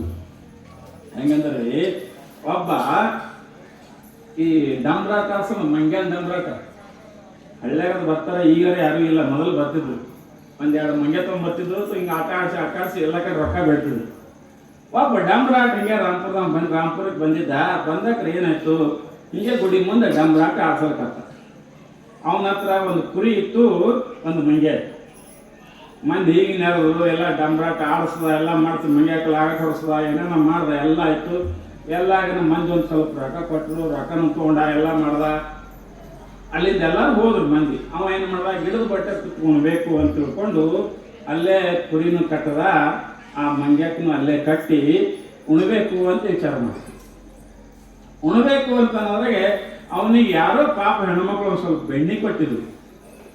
ಉಣಪ್ಪ ಅಂತ ತಿಳ್ಕೊಂಡು ಉಣ್ಬೇಕಂತ ಬುತ್ತಿ ಬಿಚ್ಚದ. ಬುತ್ತಿ ಬಿಚ್ಚಿಕೊಳ್ಳಿ ಬೆಳ್ಳಿನ ತೆಗೆದ ಕಡಿಗಿಟ್ಟ, ರೊಟ್ಟಿನ ತೆಗೆದಿಟ್ಟ. ಉಣ್ಬೇಕಾದ್ರೆ ನೀರು ಇತ್ತಿಲ್ಲ, ನೀರು ತರಬೇಕಂತ ತಿಳ್ಕೊಂಡು ಅಲ್ಲೇ ಒಂದು ಸ್ವಲ್ಪ ದೂರ ನೆಲ ಇಟ್ಟು ನೀರು ತರ್ಲಿಕ್ಕೆ ಹಾರ. ಇದು ಹೇಳಿ ಕೇಳಿ ಮಂಗ್ಯ ಸುಮ್ಕೊಂಡಿರ್ತದ್ರಿ. ಅದು ಹೂಹಿ ನೋಡ್ತು, ಹೋಗಿ ಏನು ಮಾಡ್ತು, ಬೆಣ್ಣಿ ಎಲ್ಲ ತಿಂತು. ಯಾವಾದ್ರಿ ಮಂಗ್ಯ ಎಲ್ಲ ಬೆಣ್ಣಿ ತಿಂತು ಏನು ಮಾಡ್ತದ, ಕೈ ಹತ್ತಿತ್ತಲ್ಲ, ಆ ಕೈ ಹತ್ತಿದ ಬೆಣ್ಣಿ ಏನು ಮಾಡ್ತು, ಹೋಗಿ ಆಡಿನ ಬಾಯಿಗೆ ಒರೆಸ್ತು. ಮಾಬೇರಿಕೆದ್ರಿ ಮಂಗ್ಯ ಇದು. ಆ ಮಾಡಿನ ಬಾಯಿಗೆ ಒರೆಸಿ ಮತ್ತೆಲ್ಲ ಸ್ವಚ್ಛ ಮಾಡ್ಕೊಂಡು ಹೀಗೆ ಸುಮ್ಮನೆ ಕೂತು ಅವ ಬಂದು ನೀನು ಉಣ್ಬೇಕಂತ ನೋಡ್ತಾನ, ಬೆಣ್ಣಿನ ಸಿಗಲ್ಲ. ಬೆಣ್ಣೆ ಎಲ್ಲಿ ಹೋಯ್ತವ ಅಂದವ. ಇಲ್ಲೇ ಇಟ್ಟಿದ ನೀರು ತರ್ಲಿಕ್ಕೆ ಹೋಗ್ಬಾರ್ರೆ, ಬೆಣ್ಣೆ ಹೋಯ್ತಲ್ಲ, ಇದೇನ ಕಾಣಬೇಕು ಬೆಣ್ಣೆ ಹೀಗೆ ಕಡೆ ನೋಡ್ದ ಅದು ಎಲ್ಲಿ ಹತ್ತಿತ್ತು ರೀ? ಆಡಿನ ಬಾಯಿಗೆ ಹತ್ತಿತ್ತು. ಅವ ಭಾಳ ಸುಟ್ಟು ಮತ್ತು ಮೊದಲೇ ಹಸಿವಾಗಿತ್ತು ಅವನಿಗೆ. ಈ ಆಡೆ ತಿಂದದಲ್ಲ ಎಲ್ಲ ಬೆಣ್ಣೆ ತಿಳ್ಕೊಂಡು ಅಲ್ಲೇ ಒಂದು ಬಡಿಗಿತ್ತು, ಬಡಿಗಿಲ್ಲ ಬಡಿ ಹೊಡೆದ. ಎದಕ್ರಿ? ಆಡಿ ತಿಂದಿತ್ತು ಯಾವಾದ್ರಿ? ಹೊಡ್ಸ್ಕೊತ್ ಯಾವುದು? ಹೆಂಗದ್ರಿ? ಹಂಗ ನಮಗೂ ಒಳಗೆ ಮನಸ್ಸು ಮಂಗ್ಯ ಇದ್ದಂಗ ಎಲ್ಲರ ಕಳ್ತನ ಮಾಡ್ಲಿಕ್ಕೆ ಹೋಗೋತ್ ಹೇಳ್ತದ. ಅಲ್ಲಿ ಹೋಗಿ ಸಿಕ್ಕ ಕೂಡಲೇ ಪೊಲೀಸರ ಕೈಲಿ ಹೊಡ್ಸ್ಕೊತದೆ. ಯಾವಾಗ ಒಳಗೆ ಮನಸ್ಸು ನಗತ್ತಿರ್ತದ. ಚಲೋ ಆಯ್ತು, ಚಲೋ ಹೊಡಿತಾರೆ ನಿನಗೆ. ಮನಸ್ಸು ಭಾಳ ಬೆರಿಕದ. ಮನಸ್ಸ ನಮ್ಮನ್ನ ಸಿಗಿಸಿಬಿಡ್ತದ, ಮನಸ್ಸು ನಮ್ಮನ್ನ ಕಾಡ್ತದ. ಅದಕ್ಕಂತಾರ ಅವರು, ಏ ಜೀವಾತ್ಮನೇ ವಿಚಾರ ಮಾಡಿ ನೋಡು, ಎಲ್ಲದಕ್ಕೂ ಮನಸ್ಸೇ ಕಾರಣದ. ಇಲ್ಲಿ ಪರಮಾತ್ಮನ ನಾಮಸ್ಮರಣೆ ಮಾಡು ಅಂತ ತಿಳ್ಕೊಂಡು ಇಲ್ಲಿ ತಾಯಿ ಎಲ್ಲ ಹೇಳ್ಕೋತ ಮುಂದೆ ಏನು ಮಾಡಿದ್ರು ಅಂತ ಕೇಳಿದ್ರೆ, ಕಾಶಿ ಕಡೆಗೆ ಹೋಗ್ತಾ ಇದ್ದಾಳ ತಾಯಿ. ಕಾಶಿ ಕಡೆಗೆ ಹೋಗಿ ಅಲ್ಲಿ ಏನಾಗ್ತಾ ಇದೆ ಅಂತ ಕೇಳಿದ್ರೆ, ಕಾಶಿಯಲ್ಲಿ ವಿಶ್ವನಾಥನ ದರ್ಶನ ತಗೋತಾ ಇದ್ದಾಳೆ. ಸೋಮಲಿಂಗ ಮತ್ತು ಧನಮ್ಮ ತಾಯಿ. ಯಾಕೆ ಈಗ ಸಂಚಾರ ಮಾಡಕತ್ತಾರ, ಪುಣ್ಯ ಕ್ಷೇತ್ರಗಳನ್ನ ನೋಡಕತ್ತಿದ್ದಾರೆ. ಮತ್ತೆ ಇನ್ನೊಂದು ಪುಣ್ಯ ಕ್ಷೇತ್ರಗಳು ನೋಡುವುದರಿಂದ ಏನ್ ಲಾಭ ಅದ ಅಂತ ಕೇಳಿದ್ರೆ, ನಮ್ಮ ಮನಸ್ಸು ಸ್ವಚ್ಛ ಆಗ್ತದೆ. ಸ್ವಚ್ಛಾಗಿ ಮುಂದೆ ನಾವು ಜ್ಞಾನದ ಕಡೆಗೆ ಬರ್ತೇವೆ, ನಮ್ಮಲ್ಲಿ ಭಕ್ತಿ ಉಡ್ತದ್ರಿ. ಪುಣ್ಯಕ್ಷೇತ್ರಗಳು ಯಾಕೆ ನೋಡಬೇಕು ಅಂತ ಇಡ್ತಕ್ಕ ನಾ ಹೇಳೋದಲ್ಲ. ಇವೆಲ್ಲ ಏನು ಮಾಡ್ತಾವಂದ್ರೆ, ದೇವರು ಒಬ್ಬ ಅದನ, ನಮ್ಮಲ್ಲಿ ಒಳ್ಳೆ ಭಾವ ಬರ್ತದೆ. ನಡಿಯಪ್ಪ ನಾವು ಪುರಾಣ ಕೇಳೋಣ. ಯಾಕಂದ್ರೆ ಈ ಕಡೆ ಎಂದೂ ಬರಲಾರದ ಮನುಷ್ಯ ಕ್ಷೇತ್ರಗಳನ್ನು ತಿರುಗುವುದರಿಂದ, ಅಲ್ಲಿ ಮೂರ್ತಿಗಳನ್ನು ನೋಡುವುದರಿಂದ, ಅಲ್ಲಿ ಶರಣರ ಸಂಪರ್ಕದಿಂದ, ಯಾಕ ದೇವಸ್ಥಾನದಲ್ಲಿ ಮಹಾತ್ಮರು ಎಲ್ಲರೂ ಬಂದಿರ್ತಾರೆ, ಅಲ್ಲೆಲ್ಲ ದರ್ಶನ ಆಗೋದ್ರಿಂದ ಇವನು ಭಾವ ಬದಲಾಗ್ತದೆ. ಹಂಗ ಇಲ್ಲಿನೂ ಕೂಡ ತಾಯಿ ಏನು ಮಾಡ್ತಾ ಇದ್ದಳು, ವಿಶ್ವನಾಥನ ದರ್ಶನವನ್ನ ಮಾಡಿಕೊಂಡು ಆ ಪೂಜಾರಿ ಹೇಳ್ತಾ ಇದ್ದಾರೆ, ಒಂದು ಸ್ವಲ್ಪ ಲಿಂಗಾರ್ಚನೆ ಮಾಡ್ರಿ, ಬಿಲ್ವಪತ್ರಿ ಸಹಸ್ರ ಬಿಲ್ವಾರ್ಚನೆ ಮಾಡ್ರಿ ಅಂತ ಹೇಳ್ತಾ ಇದ್ದಾರೆ ತಾಯಿ. ನಾನು ಆವಾಗ ಪೂಜಾರಿ ಏನು ಮಾಡ್ತಾ ಇದ್ದಾನ, ಆ ವಿಶ್ವನಾಥನಿಗೆ ಸಹಸ್ರ ಬಿಲ್ವಾರ್ಚನೆಯನ್ನ ಮಾಡ್ತಾನ ತಾಯಿ ಹೆಸರಲ್ಲಿ, ದಾನಮ್ಮ ತಾಯಿ ಮತ್ತು ಸೋಮಲಿಂಗರ ಹೆಸರಲ್ಲಿ. ಎಲ್ಲ ಬಿಲ್ವಾರ್ಚನೆ ಆಗ್ತದ. ಅದು ಕೂಡಲೇ ಕಾಯಿ ಹೊಡಿತದ, ಎಲ್ಲ ಮುಗಿತದ. ಪೂಜೆ ಮಾಡ್ಕೊಂಡು ನಮಸ್ಕಾರ ಮಾಡ್ಕೊಂಡು ತಾಯಿ ಏನು ಮಾಡ್ತಾಳ, ಅಲ್ಲೇ ಮುಂದೆ ಕಾಲಭೈರವನ ಮೂರ್ತಿ ಇರ್ತದ. ಕಾಲಭೈರವ ಅವನೊಬ್ಬ ದೊಡ್ಡ ಶರಣಾಗಬೇಕು ಹಿಂದಕ್ಕೆ. ಅವನ ದರ್ಶನವನ್ನ ಮಾಡಿಕೊಂಡು ಅಲ್ಲಿಂದ ಆ ಕಾಶಿಯಲ್ಲಿದ್ದಂತ ವಿಶ್ವರಾಜ್ಯ ಪೀಠ ಒಂದು ದೊಡ್ಡ ಕಾಲೇಜ್ ಅದ. ಆ ಕಾಲೇಜವನ್ನು ನೋಡ್ಕೊಂಡು ಬರ್ತಾ ತಾಯಿ ಹೋಗಿ. ಅಲ್ಲಿ ಹೋಗಿ ನೋಡ್ಕೊಂಡು ಬಂದು ಅನ್ನಪೂರ್ಣೇಶ್ವರಿ ಏನು ಮಾಡ್ತಾ ಇದ್ದಾಳೆ ಅಂತ ಕೇಳಿದ್ರೆ, ಎಲ್ಲರಿಗೆ ಕಾಶಿಯಲ್ಲಿ ಬೇಡಿದ್ದನ್ನ ಕೊಡ್ತಾ ಇದ್ದಾಳ. ಎಲ್ಲ ಭಕ್ತರು ಬಂದವರು, ಕಾಶಿ ಗುಡಿಗೆ ಬಂದವರು, ಕಾಶಿ ಗುಡಿ ಹೊರಗಿದ್ದವರು, ಬೇಡ್ಕೊಳ್ಳೋರು, ಭಿಕ್ಷುಕರು, ಯಾರೇ ಇರಲಿ ಎಲ್ಲರಿಗೂ ಕೂಡ ತನ್ನ ಅಮೃತ ಹಸ್ತದಿಂದ ಎಲ್ಲ ನೀಡ್ತಾ ಇದ್ದಾಳ. ಆ ಸಮಯದಲ್ಲಿ ಕೆಲವೊಬ್ರು ಏನ್ ಮಾಡ್ತಾರ, ಕಾಶಿಗೆ ಬಂದ ಯಾತ್ರಿಕರು ದಾನಮ್ಮ ತಾಯಿ ಮತ್ತು ಸೋಮಲಿಂಗರಿಗೆ ನಮಸ್ಕಾರ ಮಾಡಿ, ಯವ್ವ ನೀ ಏನಾದರೂ ಪ್ರಸಾದ ಕೊಡು, ನಾವು ಮನೆಗೆ ತಗೊಂಡು ಹೋಗ್ತೇವೆ ಅಂತ ಕೇಳ್ತಾರೆ. ಆವಾಗ ತಾಯಿ ಏನು ಮಾಡ್ತಾಳೆ, ಇನ್ನೇನು ಮಾಡ್ಬೇಕು ಇವರಿಗೆ ಎಲ್ಲರಿಗೂ ಪ್ರಸಾದ ಕೊಡ್ಬೇಕಾದ್ರೆ, ಆ ತಾಯಿ ದಾನಮ್ಮ ತಾಯಿ ಏನು ಮಾಡ್ತಾಳೆ ಅಂದ್ರೆ, ಅಲ್ಲಿ ಉಸುಕ್ ಬಿದ್ದಿರ್ತದೆ ಗುಡಿ ಮುಂದೆ, ಕಾಶಿ ಮುಂದೆ ಉಸುಕ ಡಿಗ್ಗಿ ಹಾಕಿರ್ತಾರೆ. ಆ ಉಸುಕ ಏನು ಮಾಡ್ತಾಳೆ, ಎಲ್ಲರಿಗಿನ ಪ್ರಸಾದ ಹಾಕಿಕೊಡೋದು ಅಂತ ತಿಳ್ಕೊಂಡು ತನ್ನ ಅಮೃತ ಹಸ್ತದಿಂದ ಆ ಉಸುಕಿ ಕೈ ಮಾಡಿದ ಕೂಡಲೇ ಉಸುಕ ಹೋಗಿ ಸಂಪೂರ್ಣ ಅನ್ನ ಆಗಿಬಿಡ್ತದೆ. ತಾಯಿಯ ಒಂದು ಆಶೀರ್ವಾದದಿಂದ ಆ ಉಸುಕಿನ ಗುಡ್ಡು ಹೋಗಿ ಅನ್ನದ ಗುಡ್ಡು ಆಗಿಬಿಡ್ತದೆ. ಆವಾಗ ತಾಯಿ ಏನು ಮಾಡ್ತಾ ಇದ್ದಾಳ, ಅಲ್ಲೇ ನೀರು ಇರ್ತವೆ, ಆ ನೀರನ್ನ ಹಾಲನ್ನಾಗಿ ಮಾಡ್ತಾ ಇದ್ದಾಳ. ತಮ್ಮೊಳೆ ಕಟ್ಕೋರಿ, ಬಿತ್ತಿ ಕಟ್ಕೋರಿ, ತಗೊಂಡು ಹೋಗ್ರಿ. ಎಲ್ಲರೂ ಬುತ್ತಿ ಕಟ್ಕೊಂಡು ಹೋಗ್ತಾರೆ. ನಿಜವಾಗಿ ಕೂಡ ತಾಯಿಯ ಸಾಮರ್ಥ್ಯ ಬಹಳ ದೊಡ್ಡದ. ಆಕೆ ಅವತಾರ ತೊಟ್ಟದ್ದೇ ದುಃಖವನ್ನ ಪರಿಹರಿಸಲಿಕ್ಕ, ಬಡವರನ್ನ ಉದ್ಧಾರ ಮಾಡಲಿಕ್ಕ ಆಕೆ ಅವತಾರ ತೊಟ್ಟದ್ದೇ ಅದಕ್ಕೆ. ಸಾಮಾನ್ಯವಾಗಿ ತಾಯಿ ಸಂಕಲ್ಪ ಮಾಡಿದ್ರು ಅಥವಾ ಪರಮಾತ್ಮ ಸಂಕಲ್ಪ ಮಾಡ್ದ, ಶರಣರು ಸಂಕಲ್ಪ ಮಾಡಿದ್ರೆ ಎಂದೂ ಸುಳ್ಳಾಗಂಗಿಲ್ಲ, ಅವು ಸಂಕಲ್ಪ ಆಗುತ್ತದೆ. ನಿಮ್ಗೆ ಹಿಂದೆ ಸುಧಾಮನ ಕಥೆ ಹೇಳಿದ್ದೆ ಒಂದು 2-3 ದಿವಸದಿಂದ ಹೇಳಿದ್ದಲ್ರಿ. ಆ ಸುಧಾಮ ಏನು ಮಾಡಿದ್ದ ಅಂದ್ರೆ ಕೃಷ್ಣನ ಬಲ್ಯಕ್ಕೆ ಹೋದಾಗ ಅವಾಗ ಏನಾಗಿತ್ತು, ಪಾದ ಪೂಜೆ ಮಾಡೋ ಮುಂದೆ ಸುಧಾಮನ ಪಾದ ಪೂಜೆ ಮಾಡಿ, ಕೃಷ್ಣ ಸುಧಾಮನ ಪಾದ ಪೂಜೆ ಮಾಡ್ಯಾನ. ಅವ್ನು ಗೆಳೆಯವ ಪಾದ ಪೂಜೆ ಮಾಡುವಾಗ ಪಾದ ಪೂಜೆ ಮಾಡ್ದ ಹಣಿಗೆ ಕುಂಕುಮ ಈ ಬುತ್ತಿ ಹಚ್ಚಕತ್ತಿದ್ದ. ಯಾರು? ಶ್ರೀಕೃಷ್ಣ ಪರಮಾತ್ಮ ಸುಧಾಮನಿಗೆ. ಆವಾಗ ಹಚ್ಚುವಾಗ ನೋಡ್ದ ಅವನ ಹಣೆ ಬರೆಯಲ್ಲಿ ಶ್ರೀ ಕ್ಷಯ ಅಂತಿತ್ರಿ. ಶಕ್ತವ್ ಬೈತಾಳಲ್ಲ, ನಮ್ಮ ಸುಖ ನೀ ಹೆಂಗಾಗಬೇಕು, ಇದು ಎಲ್ಲಿ ಹೋಗಿ ಎಲ್ಲಿ ಮುಗಿಬೇಕು ಬರೆದಿರ್ತಾಳಲ್ಲಿ. ಹಾಗ ಶಟಿಕವ್ವ ಏನು ಮಾಡಿದಳು, ಸುಧಾಮನ ಹಣಿಯಲ್ಲಿ ಸಂಪತ್ತೇ ಶ್ರೀ ಕ್ಷಯ, ಶ್ರೀ ಅಂದ್ರೆ ಸಂಪತ್ತು, ಕ್ಷಯ ಅಂದ್ರೆ ಇಲ್ಲ, ಸಂಪತ್ತು ಇಲ್ಲ ಅಂತ ಹಣಿ ಬರೆದಿತ್ತು. ಕೃಷ್ಣ ಪರಮಾತ್ಮ ನೋಡ್ದ, ಇನ್ನ ಇವನಿಗೆ ಏನ್ರಿ ಕೊಡ್ಬೇಕಾದ್ರೆ ಹಣಿ ಬರೋರು ಹಿಂಗಲ್ಲ, ಇವಾರೇ ಅದಕ್ಕೆ ಬಂದಾನ ನನ್ನ ಗೆಳೆಯ, ಮತ್ತೆ ಇವನಿಗೆ ಹ್ಯಾಂಗ ಮಾಡಬೇಕು, ನಾ ಕೊಟ್ರ ಅಲ್ಲೇ ಹಿಂಗೆ ಬರ್ದಾರ, ಹ್ಯಾಂಗ ಮಾಡಬೇಕು ಅಂತ ಸುಧಾಮ ವಿಚಾರ ಮಾಡ್ತಾ ಇದ್ದಾನ. ವಿಚಾರ ಮಾಡಿ ಆ ಶ್ರೀ ಕ್ಷಯದಲ್ಲಿ ಅವ ಅಕ್ಷರ ಉಲ್ಟಾ ಮಾಡ್ತಾನ. ಶ್ರೀ ಕ್ಷಯ ಹೋಗಿ ಯಕ್ಷಶ್ರೀ ಮಾಡ್ತಾನ, ಶ್ರೀ ಇಚ್ಛಿಕ ಇರ್ತಾನೆ. ಅದೇನಂತಾರೆ, ಶ್ರೀ ಇಚ್ಛಿಕಂದ್ರೆ ಯಕ್ಷಶ್ರೀ ಆಗ್ತದೆ. ಯಕ್ಷಶ್ರೀ ಅಂದ್ರೆ ಕುಬೇರನ ಸಂಪತ್ತು ಆಗಿಬಿಡ್ತದೆ, ಅರ್ಥ ಹಿಂಗಾಗ್ತದೆ. ಯಕ್ಷಶ್ರೀ, ಯಕ್ಷ ಅಂದ್ರೆ ಕುಬೇರ, ಕುಬೇರನ ಸಂಪತ್ತು. ಕುಬೇರ ಬಹಳ ಇಡೀ ಜಗತ್ತಿಗೆ ದೊಡ್ಡ ಸಾವುಕಾರ ಅವ. ಪರಮಾತ್ಮನ ಬಲಕ್ಕಿರ್ತಾನ. ಇದು ಕುಬೇರನ ಸಂಪತ್ತು ಆಗಲಿ ಅಂತ ತಿಳ್ಕೊಂಡು ಸುಧಾಮನ ಹಣಿ ಬರವನ್ನ ಬದಲಾಯಿಸ್ತಾ ಇದ್ದಾನೆ. ಮುಂದೆ ಹಿಂಗೆ ಬರ್ತದ, ಹೋಗುದ ಕೂಡಲೇ ಅಲ್ಲಿಂದ ಯಮಧರ್ಮರಾಯಗೆ ಚಿಂತೆ ಬರ್ತದ. ಇವು ಸುಧಾಮನಗರೇ ನಾವು ಏನೋ ಹಣಿ ಬರ ಇಲ್ಲ ಅಂತ ಬರೆದಿದ್ದೀವಿ, ಮತ್ತೆ ಇವು ಇಟ್ಟಾಗ ಸಾವುಕಾರ ಅದ.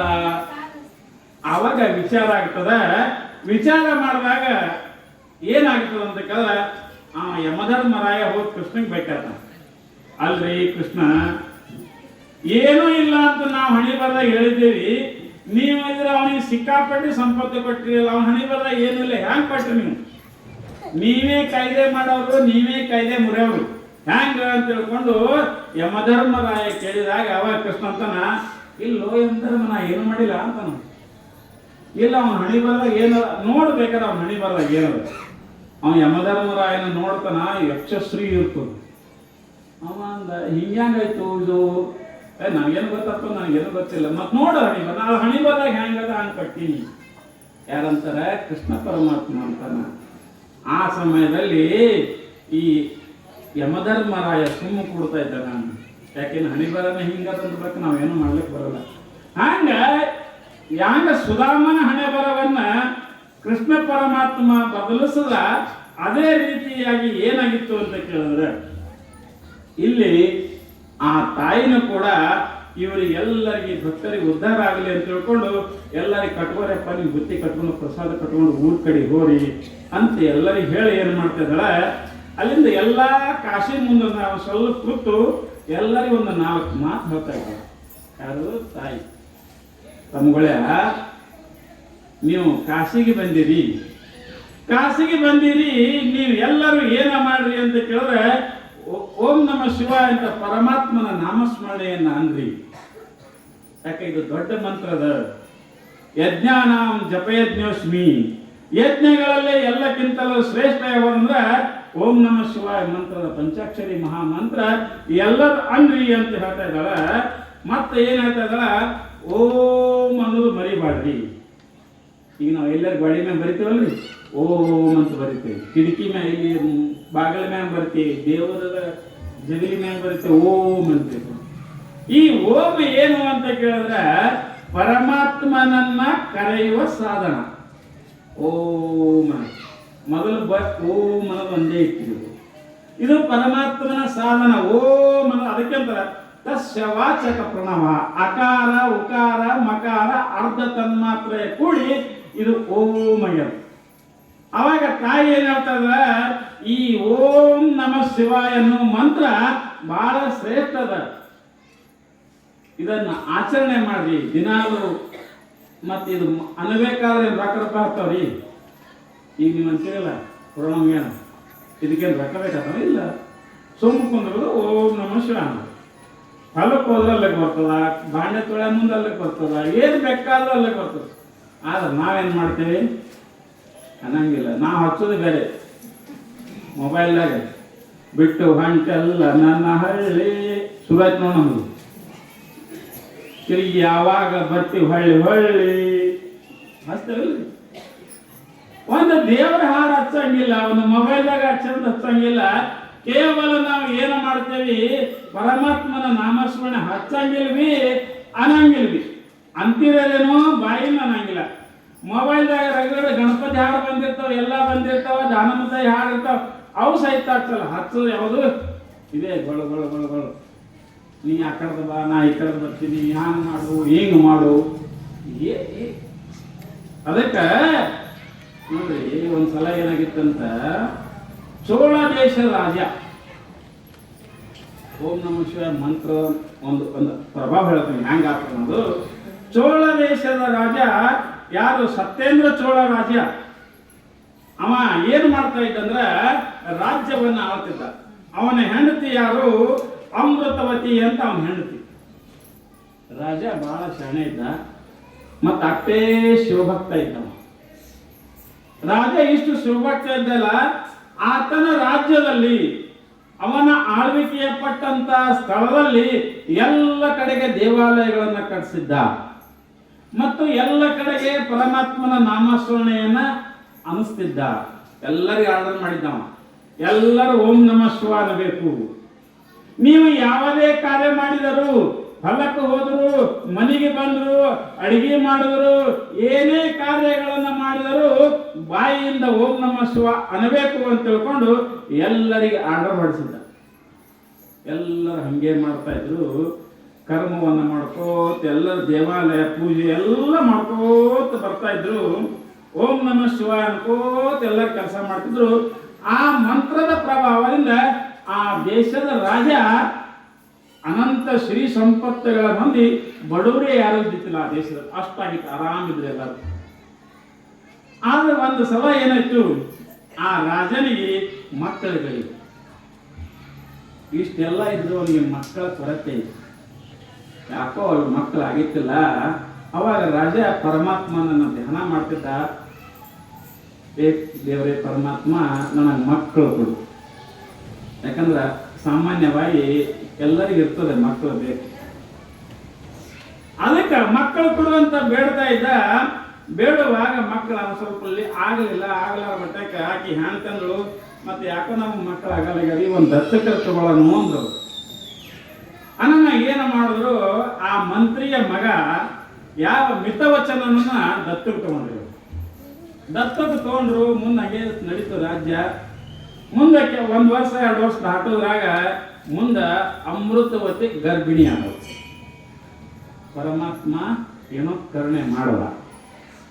ಆ ರಾಜನ ಹೆಂಡತಿ ಗರ್ಭವತಿ ಆಗ್ತಾ ಇದ್ದಾಳೆ. ಮುಂದೆ ಆಕೆನು 9-10 ತಿಂಗಳಾದ ಕೂಡಲೇ ಮಗ ಹಾಡಿತಾಳೆ. ಆ ಮಗನಿಗೆ ಏನಿರ್ತಾರೆ, ಮಂತ್ರಾಕ್ಷ ಅಂತ ಹೆಸರಿರ್ತಾರೆ. ದತ್ತಕ್ಕೆ ತಗೊಂಡಿದ್ದ ಮಗ ಒಂದು, ತನ್ನ ಹೊಟ್ಟೆಲಿ ಹುಟ್ಟಿದ ಮಗ ಒಂದು. ಎಷ್ಟಾದ್ರಿ? 2 ಮಕ್ಕಳು ರಾಜನಿಗೆ. 2 ಮಕ್ಕಳು ಚಂದ ಬೆಳಿತಿರ್ತಾವ. ಬೆಳೆ ಮುಂದೆ ಹಂಗೆ ರಾಜ್ಯ ಭಾರ ಮಾಡ್ಕೋತ ಹೊಂಟಿರ್ತಾರ. ಒಂದ್ ದಿವಸ 2 ಮಕ್ಕಳು ಸ್ವಲ್ಪ ದೊಡ್ಡವ ಆದ್ಮೇಲೆ ಕುದುರೆ ಮ್ಯಾಗ ಕೂತು ಹೊರಟಿರ್ತಾರ.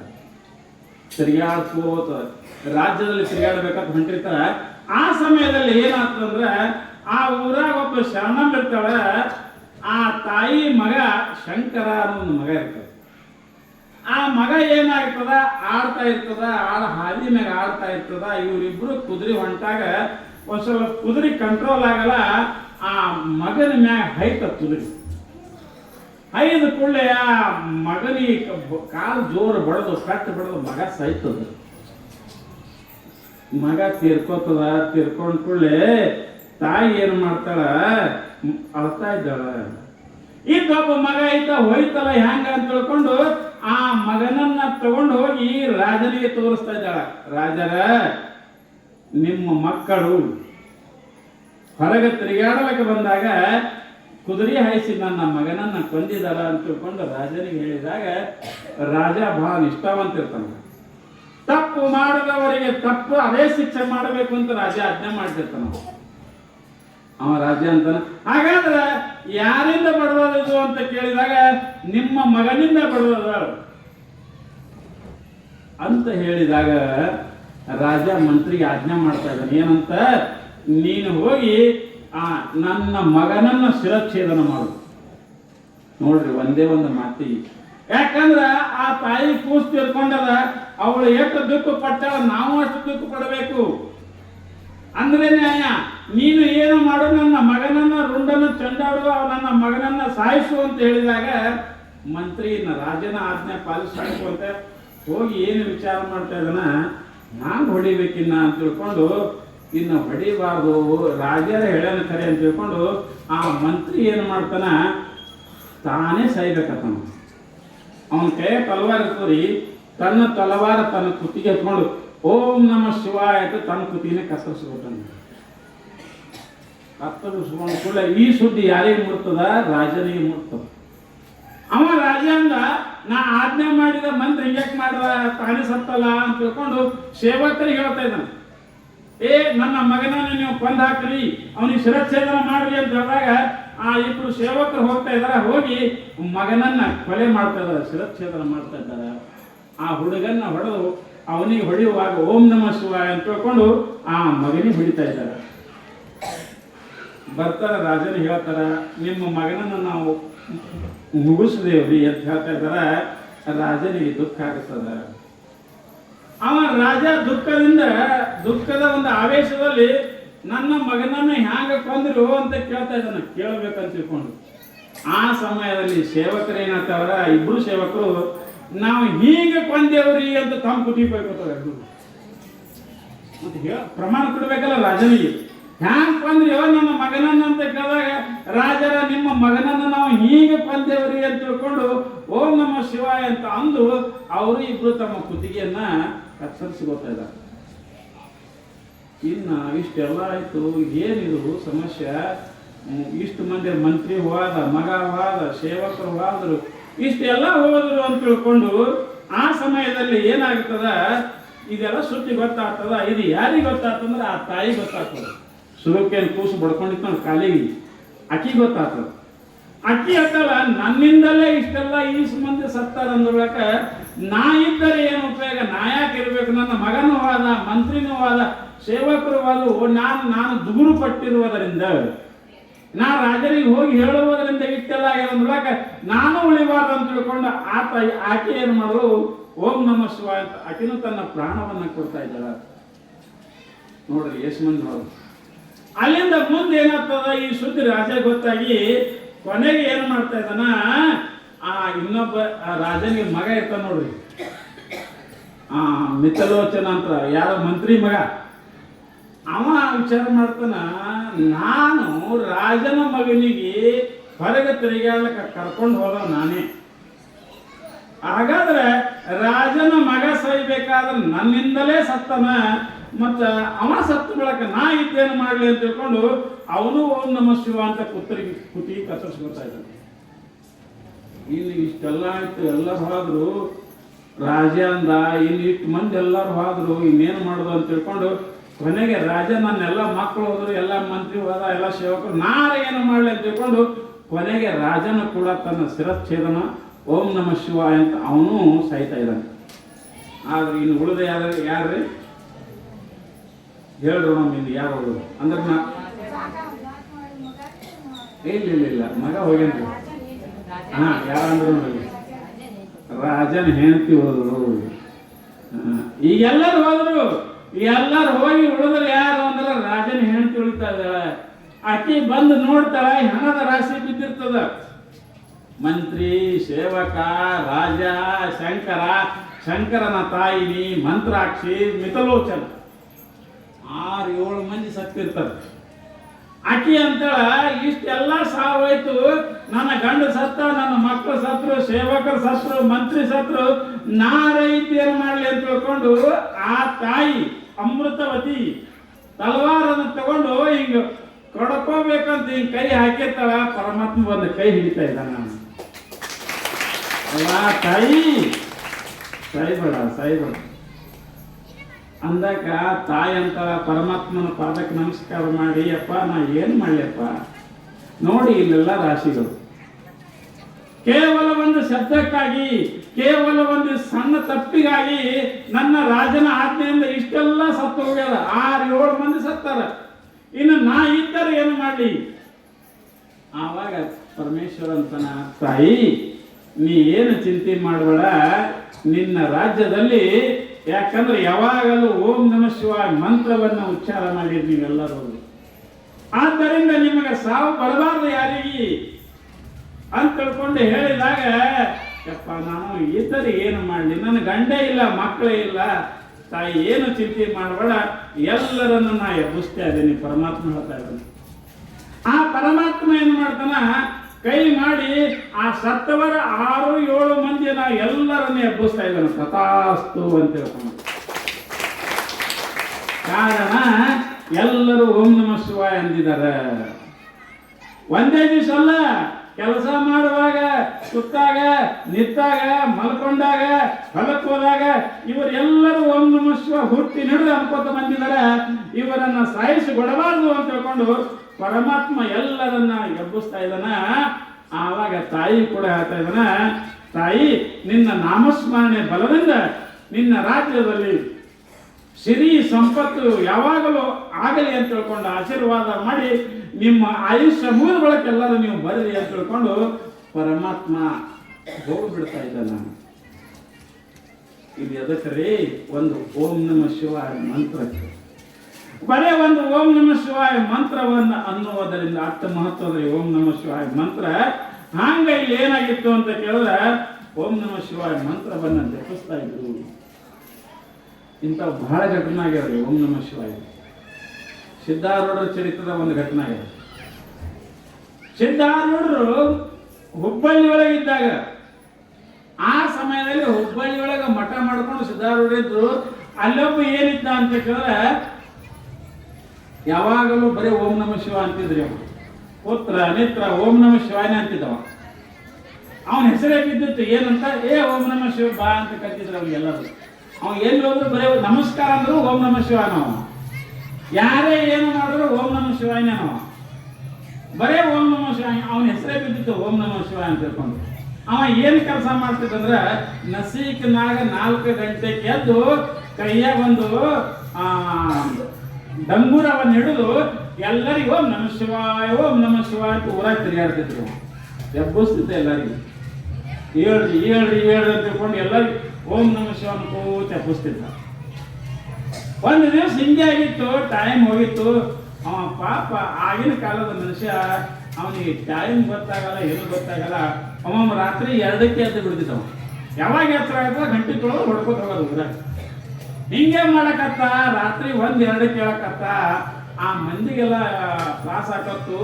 ಅಲ್ಲಿಂದ ಆ ಪೊಲೀಸರು ಏನು ಮಾಡಿದ್ರು, ಒಂದು ದಿವಸ ಅವನಿಗೆ ಹೇಳು, ಅಲ್ಲೋ ನೀ ಏನು ಟೈಮ್ ಇಲ್ಲ, ಟೇಬಲ್ ಇಲ್ಲ, ಯಾವಾಗ ಬೇಕಾದಾಗ ಎದ್ದು ಗಂಟೆ ಹೊಡೆದು ಹೊಡ್ಕೋತ ಹೋಗಿ ಹ್ಯಾಂಗ ಒಂದು ನಾನು ಮಾಡಿದ್ರೆ ನನಗೇನು ಟೈಮ್ ಗೊತ್ತಾಗಲ್ಲ. ನಾವು ನನಗೆ ಯಾತ್ರೆ ಆಯ್ತಂದ್ರೆ ನಾ ಹೊಡ್ಕೋತ ಹೋಗ್ರಿ ಅನ್ನ. ಹಿಂಗೆ ಮಾಡಬೇಡವ, ಎಲ್ಲ ನಿದ್ದೆ ಕೇಳಿಸ್ತೀನಿ ಅಂತ ತಿಳ್ಕೊಂಡು 1-2 ದಿವಸ ಹೇಳೋದು ನಾವು ಬಿಡ್ಲಿಲ್ಲ. ಮತ್ತೆ ಹಾಗೆ ಗಂಟೆ ಹೊಡ್ಕೋತ ಓಂ ನಮಃ ಶಿವ ಅನ್ಕೋತ ಹೋಗೋನೆ. ಆ ಪೊಲೀಸರು ಸಿಟ್ಟಿಗೆ ಬಂದು ಏನು ಮಾಡಿದ್ರು, ಒಂದು ದಿವಸ ಅವನಿಗೆ ಹಿಡಿದು ಜೇಲ್ ಹಾಕಿದ್ರು.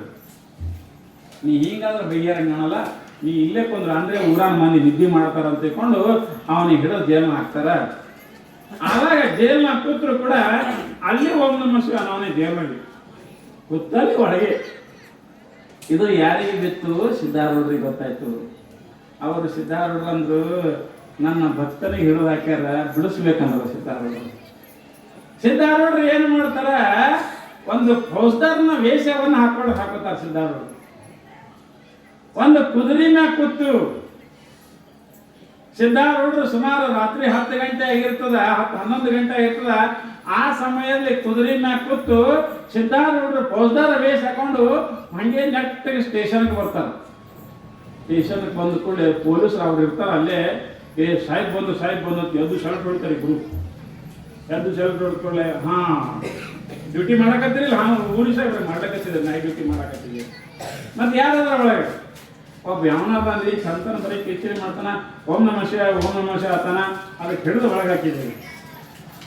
ಅವರಂದ್ರು, ಅವನಿಗೆ ಹಾಕಿಲ್ವ, ಅವ ಎಲ್ಲರಿಗೂ ಚಲೋದೇ ಮಾಡ್ತಾನ, ಕಳತನ ಆಲಾದಂಗೆ ನೋಡ್ತಾನ, ಊರು ಸರಿಯಾಗಿರಂಗೆ ನೋಡ್ತಾನ, ಎಲ್ಲಿ ಕಳತನ ಆಗಲ್ಲ, ಅವ ಇರೋದ್ರಿಂದ ಎಲ್ಲರಿಗೂ ಎಚ್ಚರ ಮಾಡ್ತಾನ, ಅವನಿಗೆ ಯಾಕೆ ಹಾಕಿಲ್ವ ಅಂತ ದಾಟ್ರಿದ್ರಿ ಬೈತ ಸಿದ್ಧಾರೂಢರು.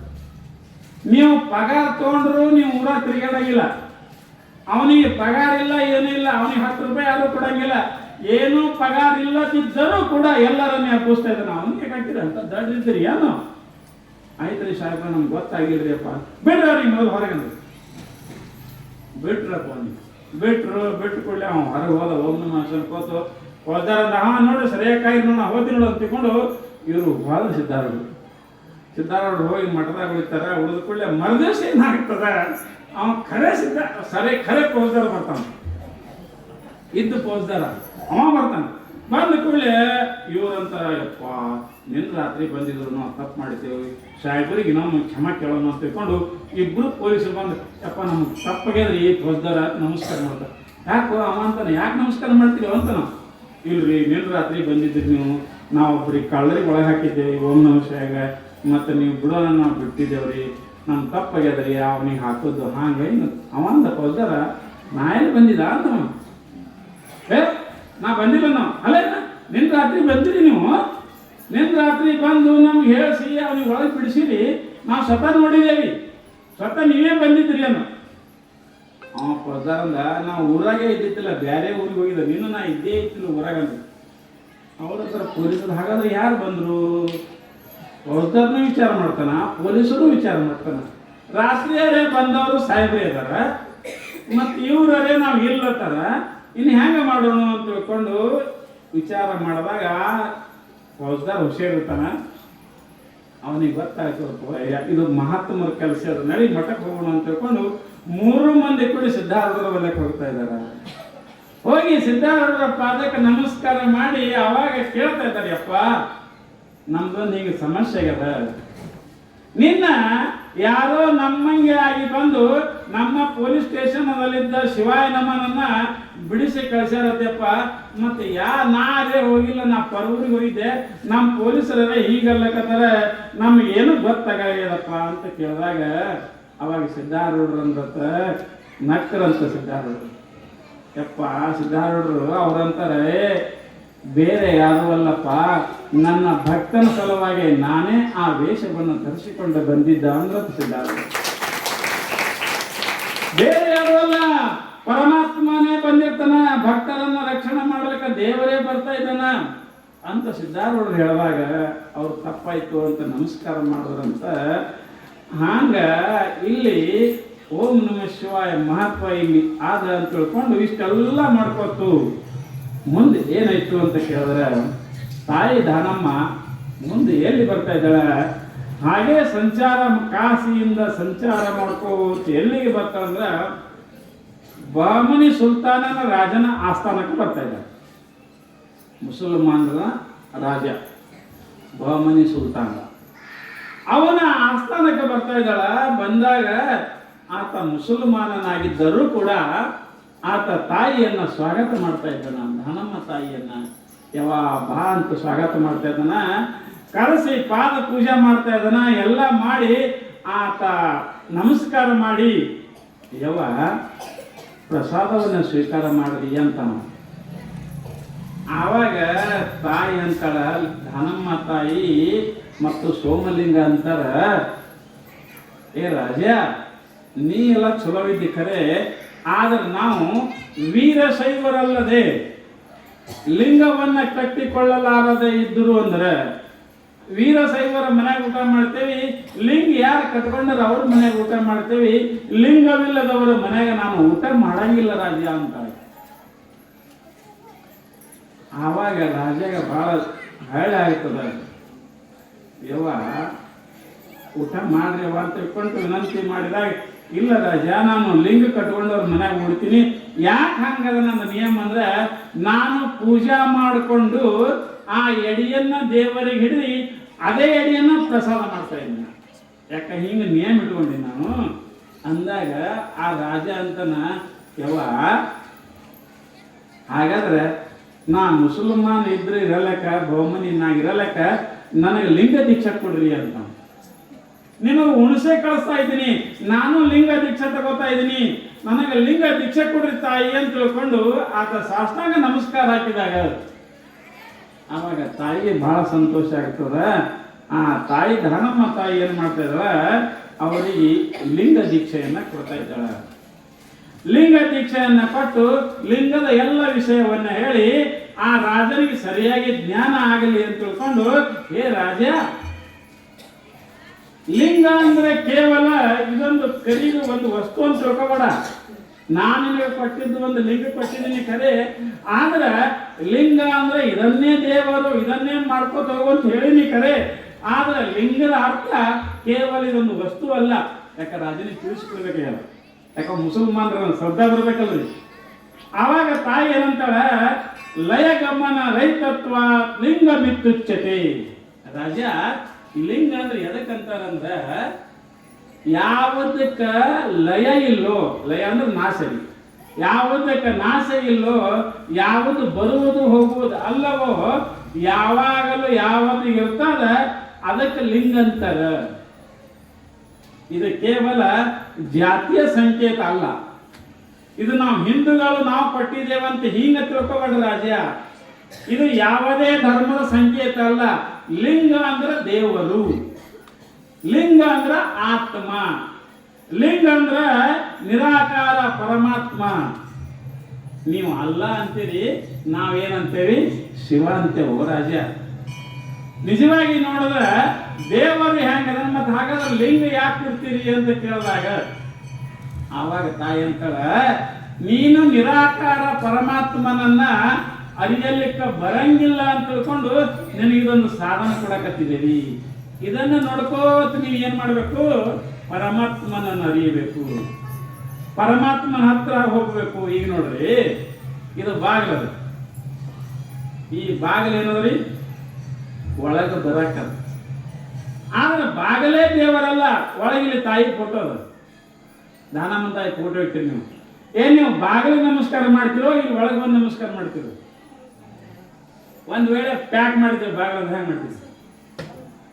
ಇಲ್ಲ, ಹೊರಗೆ ಮಾಡ್ತೀವಿ. ನಾಂದೆ ಒಳಗೆ ಬರ್ಬೇಕಾದ್ರೆ ನಿಮ್ಗೆ ದಾನಮ್ಮನ ತಾಯಿ ಫೋಟೋಕ್ಕೆ ಮುಟ್ಟಬೇಕಾಗೆ ತಿಳ್ಕೊರಿ.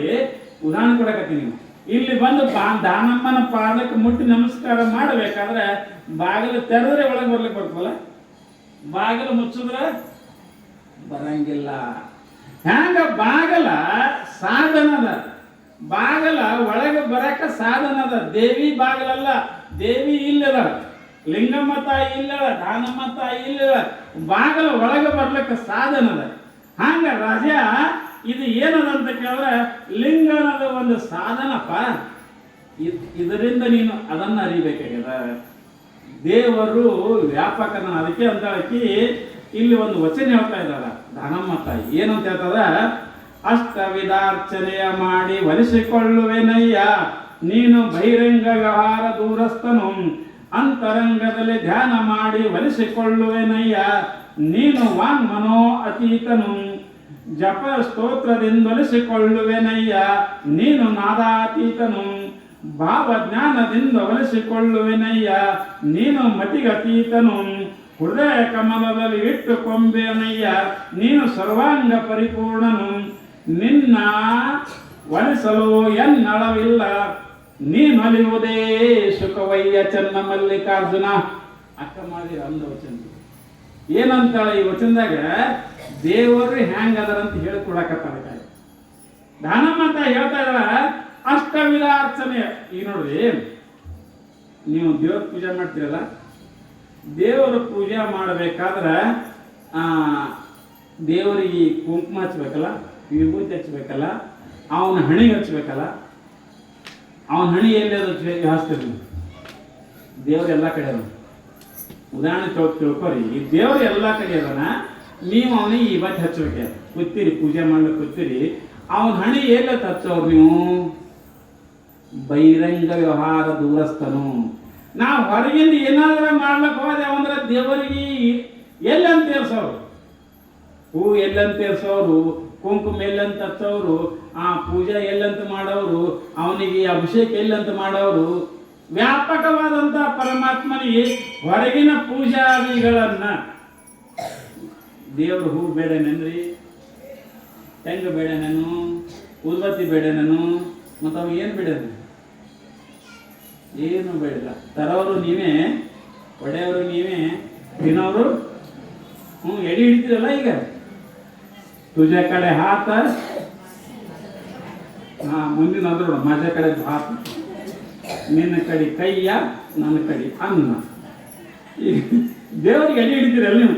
ಯಾ ದೇವ್ರು ತಿಂದದ್ದು ಹೇಳ್ರಿ, ನಮ್ಗೆ ಒಬ್ಬ ಇಷ್ಟು ಮಂದಿ ಹೆಣ್ಮಕ್ಳು ಇದ್ದೀರಿ, ಯಾ ದೇವರಿಗೆ ನೀವು ಅನ್ನ ತಿನ್ನಿಸಿರಿ. ಮತ್ತು ಅದು ನೀವು ಹ್ಯಾಂಗೆ ಮಾಡ್ತೀರಿ ಗೊತ್ತದ? ನೀವು ಬೇಕಾದ ದೊಡ್ಡ ದೊಡ್ಡ ತೆವಿ ತುಂಬ ದೊಡ್ಡ ಹೋಳಿಗೆ ಮಾಡ್ತೀರಿ.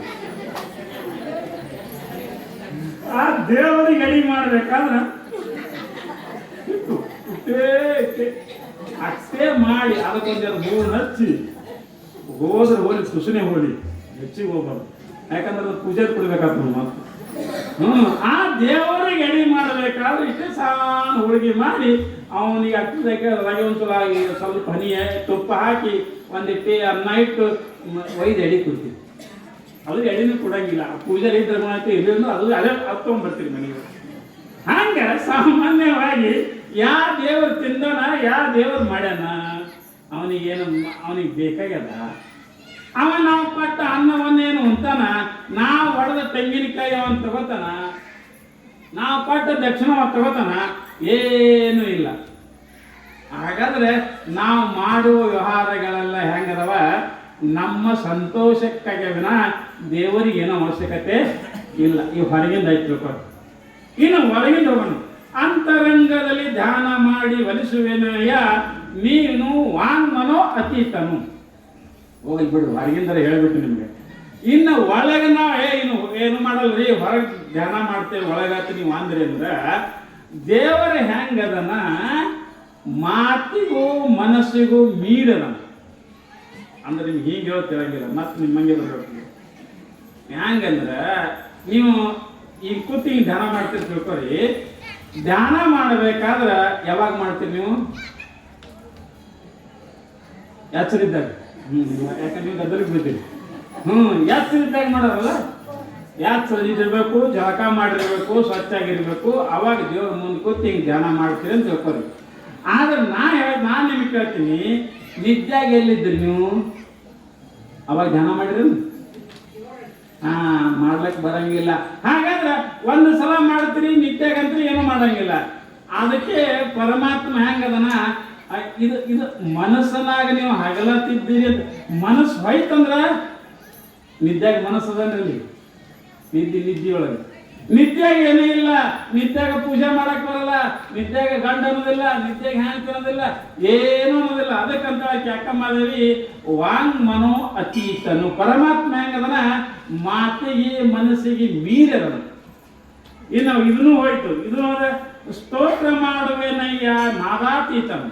ನಿನ್ನನ್ನು ಜಪ ಮಾಡಬೇಕು, ನಿನ್ನ ನಾಮಸ್ಮರಣೆ ಅನ್ಬೇಕಾದ್ರೆ ನೀನು ನಾದಕ್ಕೂ ಅತೀತಿದ್ದಿ. ಇವು ಶಬ್ದ ಬರೀ ಬಾಯಿಂದ ಬರ್ತಾವೆ, ದೇವರೇ ಬಾಯಾಗ ಇಲ್ರಿ. ಈಗ ನಾವು ಬಾಯಿಂದ ಅಂದೇವು ತಿಳ್ಕೊಳ್ರಿ, ಪರಮಾತ್ಮ ಅಂದೇವು ತಿಳ್ಕೊರಿ. ಇದು ಎಲ್ಲಿದದ ಬರೀ ನಾಲಿಗೆ ಬಡ್ದು ಹೊರಗೆ ಬರ್ತದೆ. ಆದ್ರೆ ಪರಮಾತ್ಮ ಹೆಂಗದನಂದ್ರೆ ಎಲ್ಲದರಲ್ಲಿ ಸರ್ವವ್ಯಾಪಕ ಅದನ. ಅವನಿಗೆ ಅಂದ್ರೂ ಬರ್ತದ, ಅಲ್ಲಿಲ್ಲಂದ್ರೂ ಬರ್ತದ. ಖರೆ ಅಂದ್ರೆ ಅದಕ್ಕೆ ಒಂಥರ ನೀನು ಭಾವ ಜ್ಞಾನದಿಂದ ಒಲಿಸಿಕೊಳ್ಳುವೇನಯ್ಯ. ನಿನ್ನನ್ನು ಅಕಸ್ಮಾತ್ ನನ್ನ ಮನಸ್ಸಿನಾಗ ಇಟ್ಕೋಬೇಕು ಅಂತ ನಾವು ಒಂದು ವೇಳೆ ಮಾಡಿದ್ರೆ ಮನಸ್ಸಿನಾಗ ಇಟ್ಕೊಳಕ್ ಬರ್ತದನ್ರಿ. ಈಗ ನೋಡ್ರಿ, ಸಾಣ ವಸ್ತು ಇತ್ತಂದ್ರೆ ಮನಸ್ಸಿನಾಗ ಇಟ್ಕೋಬಹುದು. ಪರಮಾತ್ಮ ಹೆಂಗದನ್ರಿ ಎಲ್ಲ ಕಡೆ ನಿಮ್ಮ ಶರೀರ ಇಟ್ಟದ. ಹೀಗೊಂದು 6 ಫೂಟ 5-6 ಫೂಟ, ಹೀಗೊಂದು 2 ಫೂಟ ನಿಮ್ಮ ಶರೀರ, ಹೌದಲ್ಲ? ಮತ್ತೆ ದೇವ್ರಿಗೆ ಎಲ್ಲಿ ಇಟ್ಕೊಳ್ಳೋರಪ್ಪ ನೀವು? ಅವ ಇಡೀ ಜಗತ್ತು ತುಂಬ ಅದನ್ನ ದೇವರ. ಅವನಿಗೆ ತೊಗೊಂಡು ನಾವು ಒಳಗೆ ಇಟ್ಕೋತೇವೆ ಅಂದ್ರೆ ಹ್ಯಾಂಗೆ ಇಟ್ಕೊಳ್ಳೋರು? ಅದಕ್ಕಂತಾರೆ ಅವರು, ನಿನ್ನನ್ನು ಹೃದಯ ಕಮಲದಲ್ಲಿ ಇಟ್ಟುಕೊಂಡುಂಬೆನೆಯ, ನೀನು ಸರ್ವಾಂಗ ಪರಿಪೂರ್ಣ. ಹೇ ಪರಮಾತ್ಮ, ನೀ ಎಲ್ಲ ಕಡೆ ಇದ್ದೆ, ಒಳಗೆ ಇಟ್ಕೊಳ್ಳಕ್ಕೂ ಬರಲ್ಲ, ನಿನಗೆ ಪೂಜೆ ಮಾಡ್ಲಿಕ್ಕೂ ಬರಂಗಿಲ್ಲ, ಏನು ಮಾಡೋಕ್ಕೂ ಬರಂಗಿಲ್ಲ. ಅದಕ್ಕಂತಾರೆ ಅವರು, ಅಕ್ಕ ಮಗ ಅಂತ ನಾ ಸೋತಿನಿ ಪರಮಾತ್ಮ, ನನಗರೇ ನಿನ್ನ ಒಲಿಸ್ಕೊಳಕ್ಕಾಗಲ್ಲ, ನೀನೇ ಬಂದ್ಬಿಡು ಸುಮ್ಮನೆ. ಅಕ್ಕ ಮಗಳು, ನೀನೇ ಒಲಿಯುವುದು ಚೆನ್ನವಯ್ಯ ಮಲ್ಲಿಕಾರ್ಜುನ. ಪರಮಾತ್ಮ, ನಾನು ಸಣ್ಣಕ್ಕಿದ್ದೀನಿ, ನನಗೆ ನಿನಗೆ ಧ್ಯಾನ ಮಾಡಕ್ ಬರಲ್ಲ, ನಿನಗೆ ಪೂಜೆ ಮಾಡಕ್ ಬರಲ್ಲ, ನೀನೇ ಬರುವುದು ಶ್ರೇಷ್ಠ ಅಂತ ಹೇಳ್ಕೊಂಡು ಹ್ಯಾಂಗೆ ಹೇಳಿದನ, ಹಾಗಿಲ್ಲಿ ಅಕ್ಕಮಾಯ ಧನಮ ಸಾಯಿ ಸುಲ್ತಾನ್ ಹೇಳ್ತಾ ಇದ್ದಾಳೆ, ರಾಜ, ಈ ನಾ ಏನು ಕೊಟ್ಟಿದ್ದಲ್ಲ ಲಿಂಗ, ಇದು ಸಾಣದ ಸ್ಯಾಂಪಲ್ ಅಂತ ಕೊಟ್ಟಿನಿ ನಿನಗೆ. ಈಗ ನೀವು ಅಂಗಡಿಗೆ ಹೋಗ್ತೀರಿ, ಬೆಲ್ ಹ್ಯಾಂಗ್ ಕಿಲೋ ಅಂತ ಕೇಳ್ತೀರಿ, ಅವ ಏನು ಮಾಡ್ತಾನ್ರಿ, ಒಂದು ಚೂರು ಕೊಡ್ತಾನೆ, ನಿಮಗೆ ಶಾಂಪಲ್ ಅಂತ ಕೊಡ್ತಾನಲ್ಲ, ಆ ಶಾಂಪಲ್ಗೆ ನೀವೇನು ರೊಕ್ಕ ಕೊಡ್ತೀರೇನು? ಇಲ್ಲ, ಅದನ್ನು ತಿಂದು ನೋಡ್ತೀರಿ, ಚಲೋ ಇದ್ರೆ ತಗೋತೀವಿ, ಮತ್ತು ಅದು ಬೆಲ್ ಯಾಕೋ ಕೌಂಟ್ ಹಚ್ಲಿಕ್ಕೆ ಯಾಕಂದ್ರೆ ಅರ್ಥ ಬೇಡಪ್ಪ ನೀನು ಬೆಲ್ ಅಂತೀವಿ.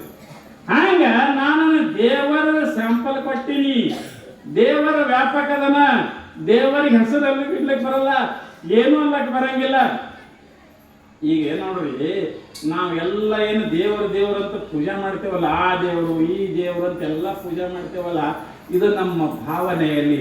ಅದಕ್ಕಂತೇಳ ನಾನೆಂಬುದು ಪ್ರಮಾಣ, ನೀನೆಂಬುದು ಪ್ರಮಾಣ, ಪರವೆಂಬುದು ಪ್ರಮಾಣ, ಸ್ವ ಎಂಬುದು ಪ್ರಮಾಣ, ಗುಹೇಶ್ವರ ಲಿಂಗವು ಅಪ್ರಮಾಣ ನೋಡ. ಈಗ ನೋಡ್ರಿ, ನಾನು ಅನ್ಬೇಕಾದ್ರೆ ಯಾವಾಗ ಬರ್ತದೆ ಶಬ್ದ? ನೀವು ಇದಕ್ಕಿಂತ ಸಲ ಹೇಳ್ತೀನಿ. ಹಂಗಂದ್ರೆ ಹ್ಯಾಣತಿ ಯಾವಾಗ ಬರ್ತದೆ ಶಬ್ದ?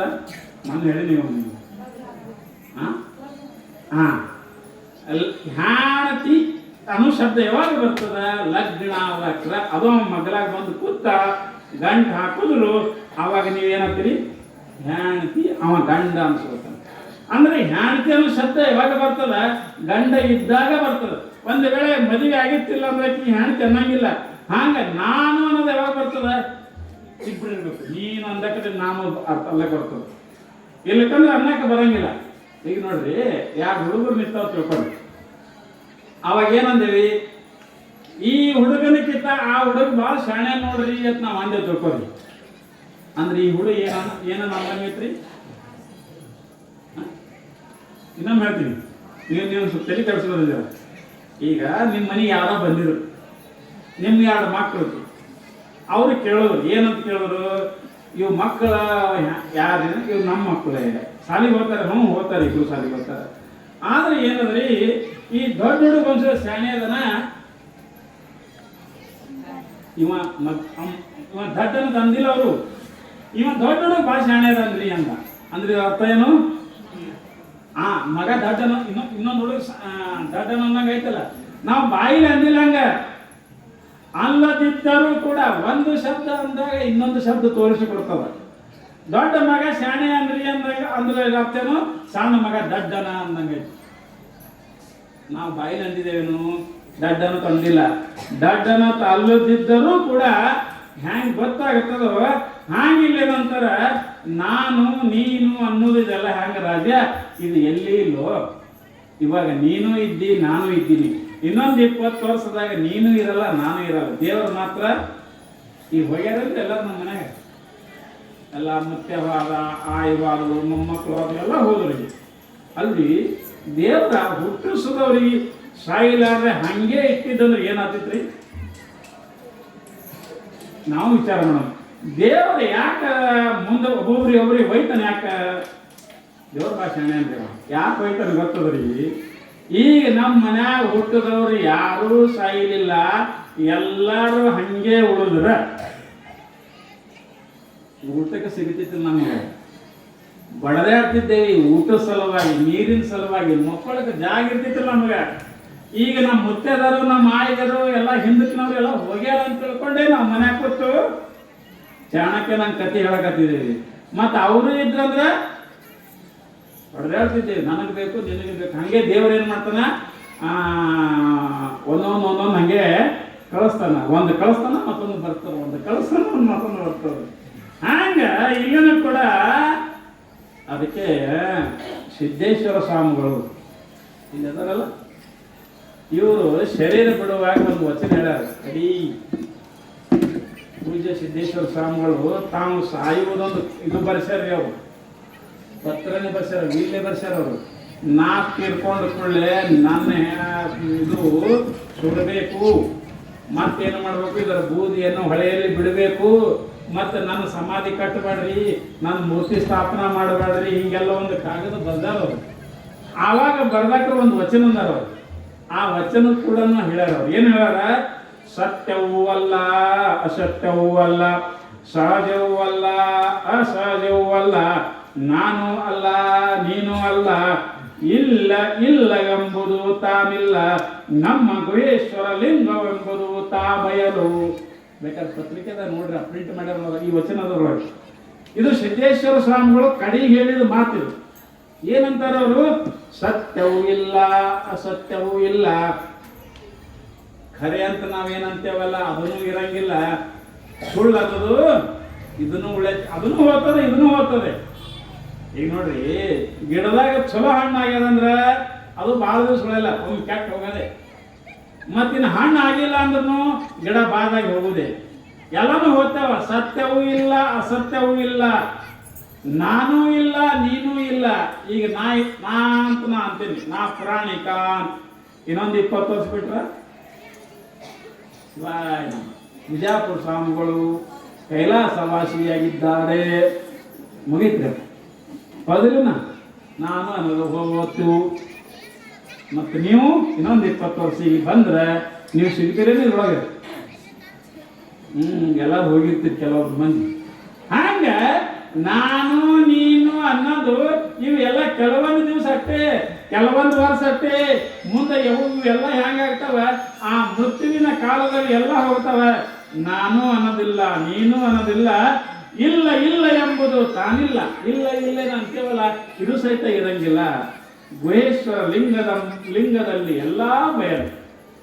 ಆ ಪರಮಾತ್ಮನಲ್ಲಿ ಎಲ್ಲ ಬಯಲದ ಅಂತ ತಿಳ್ಕೊಂಡು ಇಷ್ಟೆಲ್ಲ ಹೇಳ್ತಾ ಇದ್ದಾರೆ. ಸಾಮಾನ್ಯವಾಗಿ ಇಷ್ಟೆಲ್ಲ ಸುಲ್ತಾನನಿಗೆ ಹೇಳುವುದು. ರಾಜ, ಇದು ಕೇವಲ ಧರ್ಮವಾಚಕ ಅಲ್ಲ, ಇದು ಹಿಂದೂಗಳು ಮಾಡಬೇಕು, ಮುಸಲ್ಮಾನರು ಮಾಡಬಾರ್ದು ಅಂತಿಲ್ಲ. ಲಿಂಗ ಎಲ್ಲರೂ ಮಾಡ್ಬೋದು, ಅಥವಾ ಲಿಂಗ ಮಾಡದಿದ್ದರೂ ಸುಮ್ಮ ದೇವರ ಮುಂದೆ ಕೂತ ಅಲ್ಲ ಅಲ್ಲ ಅಂತ ಅನ್ಬೋದು. ಇಷ್ಟೆಲ್ಲ ತಿಳಿಸಿ ಹೇಳಿದಾಗ ಆ ಸುಲ್ತಾನ ಒಪ್ಕೋತಾ ಇದ್ದಾನ. ಒಪ್ಕೊಂಡು ಏನು ಮಾಡ್ತಾ ಇದ್ದಾನ? ಲಿಂಗ ದೀಕ್ಷೆಯನ್ನು ತಗೋತಾ ಇದ್ದಾನ. ಲಿಂಗ ದೀಕ್ಷೆ ತಗೊಂಡ ಕೂಡಲೇ ತಾಯಿ ಅವರಿಗೆ ಆಶೀರ್ವಾದ ಮಾಡಿ, ರಾಜ ನಿನ್ನ ಆಸ್ಥಾನದಲ್ಲಿ ಸಿರಿ ಸಂಪತ್ತು ಎಲ್ಲ ಇರಲಿ ಅಂತ ತಿಳ್ಕೊಂಡು ಹೇಳಿ ಏನು ಮಾಡ್ತಾ ಇದ್ದಾಳ? ದಾನಮ್ಮ ತಾಯಿ ಮುಂದೆ ಹೋಗ್ತಾ ಇದ್ದಾಳ. ಮುಂದೆ ಹೋಗಿ ಆಕೆ ಎಲ್ಲಿ ಹೋಗ್ತಾಳ? ಬಸವ ಕಲ್ಯಾಣಕ್ಕೆ ಹೋಗ್ತಾ ಇದ್ದಾಳ. ಆ ಬಸವ ಕಲ್ಯಾಣದಾಗ ಹೋದಾಕ ಅಲ್ಲಿ ಬಸವ ಕಲ್ಯಾಣ ಸಮೀಪ ಇನ್ನೊಂದು ಸ್ವಲ್ಪ ಮುಂದೆ ಉಳಿದಿರ್ತದ. ಅಲ್ಲೊಂದು ದಾರ್ಯಾಗ ಒಂದು ಊರು ಹತ್ತಿರ್ತದ, ಅಲ್ಲೇ ಹೊತ್ತು ಮುಣಗ್ತದ.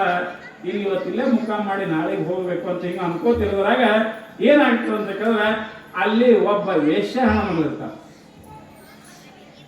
ಆಕಿ ಬಡತನದ ಒಂದು ತ್ರಾಸದಿಂದ ವೇಶ್ಯೆಯಾಗಿರ್ತಾಳ. ಏನೋ ಮನ್ಯಾಗ ತ್ರಾಸ ಇದ್ದ ಕೂಡಲೇ ಅಡ್ಡ ದಾರಿ ಹಿಡಿದಿರ್ತಾಳ. ಅಡ್ಡ ದಾರಿ ಹಿಡಿದು ಪರಪುರುಷರ ಜೊತೆಗೆ ದುಡ್ಡು ಇಸ್ಕೊಂಡು ಅಡ್ಡ ದಾರಿ ಹಿಡ್ಕೊಂಡು ವ್ಯವಹಾರ ಮಾಡ್ತಾ ಇರ್ತಾರ. ಆಕಿ ಅದು ಬ್ಯಾಸಕ್ಕೆ ಬಂದಿರ್ತದೆ. ನಾ ಏನಪ್ಪ ನನ್ನ ಜೀವನ ಬರೀ ರೊಕ್ಕ ಇಸ್ಕೊಳ್ಳೋದು, ಹಿಂಗೆ ಮಾಡೋದು ಸರಿಯಲ್ಲ ಅಂತ ಹೇಳ್ಕೊಂಡು ಆಕಿ ಅರಿವಾಗಿರ್ತದ. ಆ ದಾನಮ್ಮ ತಾಯಿ ಬಂದಾಗ ಆಕಿ ವಿಚಾರ ಮಾಡ್ತಾ ಇದ್ರ, ಈ ತಾಯಿ ಕಡೆಯಿಂದ ನಾನು ಏನಾದರೂ ಒಳ್ಳೇದು ಕೇಳಬೇಕು ಅಂತ ಆಕಿ ಆ ಊರಾಗ ಅವ್ವ ಗುಡ್ಯಾಗ ಕೂತಿರ್ತಾಳ. ಹೋಗಿ ಆ ವೇಶ್ಯ ನಮಸ್ಕಾರ ಮಾಡ್ತಾ ಇದ್ರ, ಯವ್ವ ನನ್ನ ಪರಿಸ್ಥಿತಿಯರು ಹಿಂಗದ, ನಾ ವೇಶ್ಯ ಇದ್ದೀನಿ, ಬಡತನದಿಂದ ಮನೆ ಬಿಟ್ಟು ಬಂದೆ, ಮುಂದೆ ನಾನು ಹೊಟ್ಟೆ ತುಂಬಲಾರ ಬಳಕೆ ವೇಶ್ಯ ಅದೇ, ಇಷ್ಟೆಲ್ಲ ಕೆಲಸ ಮಾಡಿದ್ವಿ, ನನಗಿದು ಬೇಡಾಗ್ಯದೆವ ಅಂತ ತಿಳ್ಕೊಂಡು ನನ್ನನ್ನು ಉದ್ಧಾರ ಮಾಡೋ ತಾಯಿ ಅಂತ ತಿಳ್ಕೊಂಡು ದಾನಮ್ಮ ತಾಯಿ ಪಾದಕ್ಕೆ ಬಿದ್ದಾಗ ಆಕಿ ತಾಯಿ ತಲೆನ ಕೈ ಆಡಿಸ್ತಾಳ.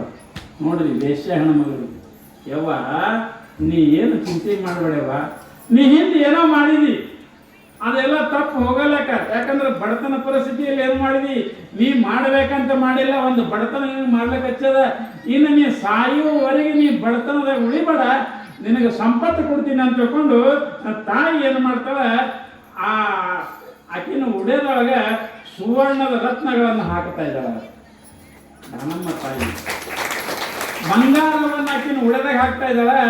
ತಾಯಿ ನೀ ಹಿಂದೆ ಏನೋ ವೇಷವೃತ್ತಿಯನ್ನು ಮಾಡ್ಕೊತ ಬಂದಿರಿ, ಇನ್ನು ಸಾಯುವವರೆಗೆ ಇಂಥ ಕೆಲಸ ಮಾಡಬೇಡ, ಈ ಬಂಗಾರವನ್ನು ಮಾರ್ಕೊಂಡು ನೀವು ಉಪಜೀವನ ಸಾಗಿಸು, ಆರಾಮಾಗಿ ಸಾಯ್ಕರೆ, ಇಂಥ ಕೆಟ್ಟ ಕೆಲಸ ಮಾಡಬೇಡ ತಾಯಿ ಅಂತ ತಿಳ್ಕೊಂಡು ದಾನಮ್ಮ ತಾಯಿ ಆ ವೇಷೆಯನ್ನ ಆ ಜೀವನದಿಂದ ಬಿಡಿಸಿ ಆಕಿ ಭಕ್ತಿಯನ್ನಾಗಿ ಮಾಡ್ತಾ ಇದ್ದಾಳೆ.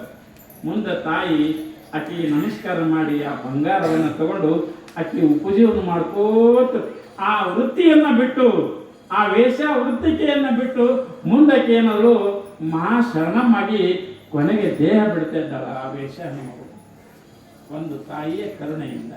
ಆದ್ದರಿಂದ ಈ ದಾನಮ್ಮ ತಾಯಿ ಇಷ್ಟೆಲ್ಲ ಪವಾಡವನ್ನು ಮಾಡ್ಕೋತು ಇನ್ನು ಮುಂದೆ ತಾಯಿ ಹೀಗೆ ಸಂಚರಿಸ್ತಾ ಇದ್ದಾಳೆ. ನಾಳೆಗೆ ಎಲ್ಲಿ ಬರ್ತಾ ಇದ್ದಾಳೆ ಅಂತ ಕೇಳಿದ್ರೆ, ನಾಳಿನ ದಿವಸ ಬಸವನ ಬಾಗೇವಾಡಿಗೆ ಬರ್ತಾ ಇದ್ದಾಳೆ. ಯಾವ ಬಸವನ ಬಾಗೇವಾಡಿಗೆ ನಾಯಿಗೆ ಬಂದು ಬರ್ತಾ ಇದ್ದಾಳೆ. ಮತ್ತು ಆ ವಿಷಯವನ್ನು ನಾಳಿನ ದಿವಸ ನಾವು ನೀವು ಕೂಡ ಚರ್ಚೆ ಮಾಡೋಣ ಅಂತ ತಿಳ್ಕೊಂಡು ಹೇಳಿ, ಇಲ್ಲಿವರೆಗೆ ಆ ತಾಯಿ ಮಾಡಿದ ಪವಾಡವನ್ನು ಕೇಳಿರಿ. ಆದ್ದರಿಂದ ಆ ತಾಯಿಯ ಪಾದಾರವಿಂದಗಳಿಗೆ ಈ ನನ್ನ ಅಲ್ಪ ಮಾತುಗಳನ್ನು ಅರ್ಪಿಸಿ ಮುಕ್ತಾಯ. ಜಯ ಮಂಗಲಂ, ಜಯ ನಮಃ ಪಾರ್ವತೇಶ್ವರ ಮಹಾದೇವ. ಎಲ್ಲರೂ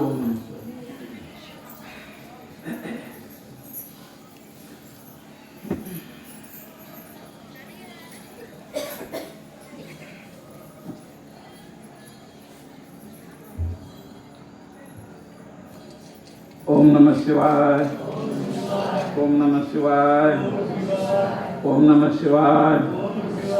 ಓಂ ನಮಃ ಶಿವಾಯ. ಓಂ ನಮಃ ಶಿವಾಯ. ಓಂ ನಮಃ ಶಿವಾಯ. ಓಂ ನಮಃ ಶಿವಾಯ.